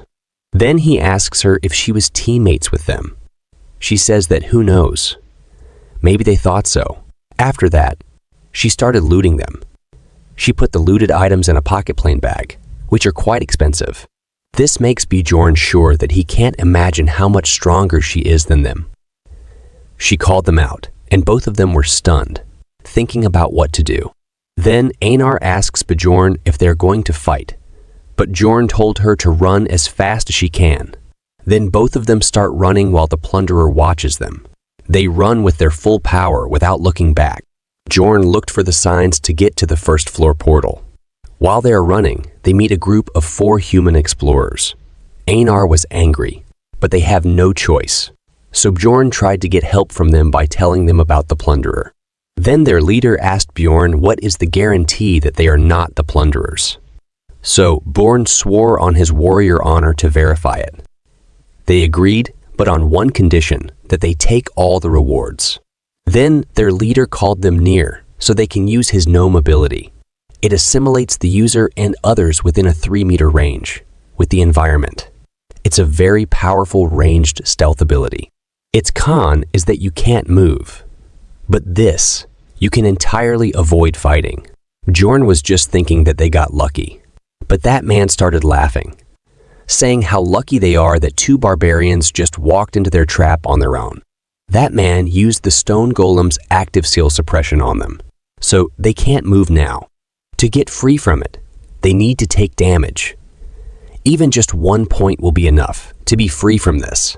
They started looting Bjorn and embarrassing Einar. Bjorn was angry. After looting Bjorn, they decided to finish Bjorn in a single hit, but Bjorn didn't want to die like that. So he focused all his mind, and as soon as the blade hit his neck and he took damage, he bent backward. After that, he killed that man and threw that blade towards Einar. It stabbed Einar and freed her from suppression. After that, Bjorn fell on the ground, unable to do anything, but Einar alone was enough to slice them up. She also looked very pissed to me. Their leader ran away from there. Einar wanted to chase him, but Bjorn was dying there. He was bleeding like hell. Bjorn was trying to say potion to her, but she started crying, saying that she will avenge him. But thanks to that, his mentality increased, which helped him keep his cool during the fight. After that, he drank a potion. It healed him, but it still left a scar. Thanks to his undead seal, he is alive. But Einar was congratulating him, saying that he is probably the only barbarian with a throat scar. After they got the equipment, they started chasing the guy who escaped and caught him. Einar was very angry, but Bjorn stopped and said that they need his ability to escape from that woman. But suddenly, a poison dart came and killed him. It was that woman who killed him. She said that the fight earlier was pretty impressive. That means she was watching them all this time. Bjorn was afraid, but now that they can't run anymore, so he told Einar that they will face her head on. So the fight with the tick girl began. Are there still my horny friends there? Looks like many of your dreams are breaking, or there's still some hope left. Let's wait and see. So the fight begins. Einar swings her sword to attack her, but the plunderer dodged it. Then Bjorn attacked her after Einar, but she easily blocked his attack. Bjorn started thinking how much essences she has. So Bjorn decided to drop his weapon and grab her and ask Einar to attack. But suddenly he fell to his knees. His entire body was void of strength, because the plunderer pierced through his armor and stabbed his spine with the dagger. Bjorn was confused about if she is an aura user, and if she is, then they have no chance of winning. Einar tried to attack her, but she was also injured by her. Then she asked them to give up, because poison is already spreading throughout their system, but she can let them live if they swear to not tell anyone what they saw. Bjorn was confused why she is doing it. She tells them that it was her idea from the start. She really doesn't want to kill barbarians because she was indebted to them. That's why she was just watching when they were attacked earlier. She wouldn't have had to kill them by herself if that group earlier had killed them. Einar on the ground told Bjorn not to trust her, saying that she is messing with them. Then Bjorn asked the plunderer, what if he refuses? Then she said that she will kill them. That's the promise. Then Bjorn asked her who she has promised with. Then she got angry and told him that it's none of his business. Then Bjorn swore on his honor, which he sells like vegetables. After hearing that, she came close to Bjorn, saying that he was unique. Then poured the potion on Bjorn's wound. Then she asked Einar about what she'd do, and she refused, which shocked Bjorn, and the plunderer accepted it and was ready to kill her. But Bjorn asked Einar to swear. Einar was not ready, but Bjorn asked her to trust him and reminded her that she said that she would do whatever he says. She was unsatisfied with it, but she agreed to swear. Then Bjorn asked her what floor she was at. She looked back and told them that it's the 8th floor. Then she disappeared from there, but Bjorn promised to himself that it will be different next time they meet. After all that, it means they go back to the 1st floor to relax a bit. Bjorn now has experience to go through the portal, so he landed all right, but Einar was not good at it. Bjorn asked her if she is all right. She said that it hurts, but as a non-warrior, she doesn't even deserve to talk about her pain now. Her mind is completely broken from the shame of begging for her life. Bjorn tried to encourage her that the warrior that survives is the strongest, but she didn't buy it, saying that she won't understand if he talks too much. But still, she gets what he means, enduring this shame and desire. That means she is a strong warrior like Bjorn. But Bjorn doesn't feel any of those things because he is not a real barbarian. They have been awake for 20 hours now, and all the things they've gone through have made them mentally exhausted. But they can't sleep. Even Bjorn was not feeling as bad as Einar is, but still, he feels rather terrible. Bjorn remembers his past when he was saved by Blondie, when the priestess refused to heal him, and the swordsman threw a potion at him like he was sad to see it go. He took the potion like a dog back then. He was happy to be alive, but he can't forget that feeling. He made the best choice he could in the situations he was put in. In other words, he was only focused on the present. But what else can he do? As soon as he opened his eyes, he saw someone be beheaded, and things far from reality continued to happen. So he had no choice but to act out of prioritization for his safety. But he can't survive like this. So he decided to change his plans. Then he asked Einar if there is a way to become stronger but comes with great danger. Einar told him that she will do it. They all die if they don't get strong anyway. Then Bjorn told Einar that they are going to enter Rupture. Then they go to a region where all 4 types of monsters come all at once. And this place has darkness, so this place is unpopular. And there's no reason to come here unless you're cutting through to save time. But that just means it's a great place to hide things.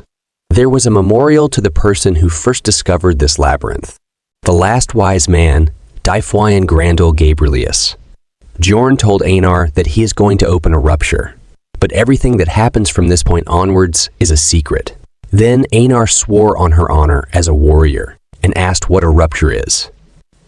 Bjorn explained that it's a labyrinth inside a labyrinth. In the game, it's called an instance dungeon. It's a dungeon cleared by chosen members.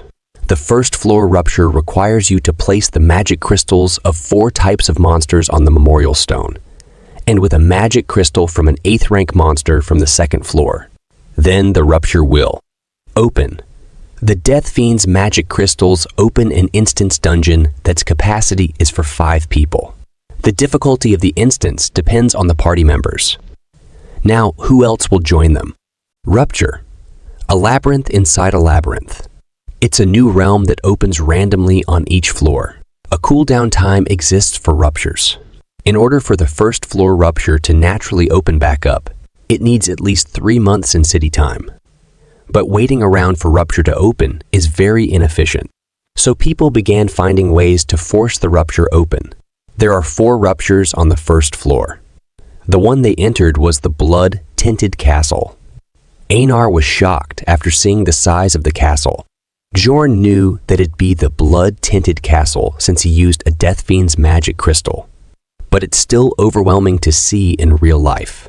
The good thing is that ruptures on the first floor are all doable, regardless of difficulty. Now, the important thing is who is going to appear. The members that will raid this place with them will be automatically chosen. From the space crack behind them, the first member appeared. Both Einar and Bjorn were waiting for this. For now, the scene shifts to Erwin. She was also on the first floor with her sister. She was complaining to her sister that it's hard for her to fight with just a dagger. Her sister told her that she needs to be able to defend herself without the bow or spirit. Erwin told her that Bjorn said that specializing in what she can do best is what she should do, and that an explorer's duty is to trust the team and fulfill their own role the best they can. Her sister told her that he is right, but the world is not that nice, and a teammate is just a teammate. Don't put such a high value on them. Erwin said all right to her, but in her mind, she still thought that Bjorn isn't a bad person. Then she asked her sister to go to the 2nd floor, saying that she bet Bjorn is earning a whole lot of money up there right now. Her sister told her that you can't go up floors just by hunting a bit on the 2nd floor, so they're going to enter a rupture. Erwin said that she thought that you have to be lucky to get in one. Her sister agreed and mentioned that there are quite a few experienced explorers who were unlucky enough to never have been inside one. But the last time it opened was 8 months ago, and a rupture cycle is 8 months at most. So the first floor's rupture should open soon. Erwin said that she understands, but Bjorn didn't tell her anything about that. Her sister didn't say it aloud to not hurt her feelings, but she was thinking that it's to be expected. That Barbarian's a beginner too, after all, and that he's probably going up the floors in the most inefficient way possible. She was smirking while thinking all of this. What will be her reaction if she knew that Bjorn is already inside it? This reminded what happened at the end of the rupture. It's just giving me goosebumps. I'm trying my best to make the release faster. But for now, I can't do anything because it costs $10 per hour of video, plus my time. And until now, I am not get a single penny from this. But I promise I'll start uploading faster as soon as I start earning something. Maybe from next month, if you guys can support me in any way.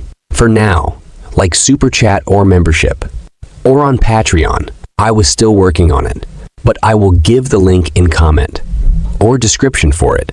It would be great if you guys can. Let's get back to the story. Her sister asked Erwin to trust her, and she will make her unbelievably stronger than Bjorn in just a year. She was speaking, then suddenly the rupture opened in front of them. Both of them started running towards it. They almost entered it, but the rupture closed, and they were too late because someone else entered it, and the capacity is full. So the first party member is a dwarf. Then the second member entered, and it's a mage with a man to carry her luggage. Both Bjorn and Dwarf were surprised to see a mage on the first floor, but Einar was confused. So she asked Bjorn why a mage is that great, when the librarian also was a mage. Then Bjorn explained to her that the librarian was a 9th rank mage, and mages are an important resource to the city. So only those whose skills have been verified can enter. In other words, her being here means that she's skilled enough to have proved herself worthy. Does this mean we can see the librarian can become Bjorn's teammate in the future? It looks like many of your dreams might come true. The mage told Bjorn that he is quite knowledgeable for a barbarian. Then she introduced herself. She is a 6th rank mage, Alua Raven. If you guys don't know, the rank in this world is reversed, starting from rank 9 for both monsters and others. Some of you might think that the librarian is a legendary 9th rank mage from other stories' logic. She seems a bit condescending, but all the mages in the game were absolute scums, so she is basically a saint compared to them. Then she introduced the professional carrier that she hired. His name was Tarjan. Then the dwarf introduced himself. His name is Hikurad Murad. He is an explorer for 3 years. Then Bjorn and Einar also introduced themselves as Jandal's son, Bjorn and Feneline's second daughter, Einar. Did you guys also notice that Bjorn uses his father's name and uses her mother's name? I was just thinking, what if both of them are brother and sister? I know, I don't want to ruin your mood. It's just a random question that came to mind. Let's get back to the story. Then Bjorn asked them how they got into the rupture on the first floor, since they don't seem to have a reason to be working on that floor. The mage said that she can't tell the details, but heard that a rupture is going to open this time. The dwarf said the same for him. They're not talking about the method, but this is ladder kicking. In simple terms, they are monopolizing low-level ruptures and preventing new explorers from getting in. Then they started discussing how to divide the loot. The mage suggested that the loot be divided among them, excluding Tarjan. The dwarf agreed and said that it's common knowledge to listen to a mage in the labyrinth. Since there's a mage in the team, Bjorn has to listen to her. The very person that convinced the royal family that evil spirits needed to be killed was a mage. Bjorn said that he agrees, but Einar disagreed with listening to orders from her. She wanted Bjorn to be the leader and said that he's not a normal barbarian. He is wiser than anyone, and he reads 6 hours a day.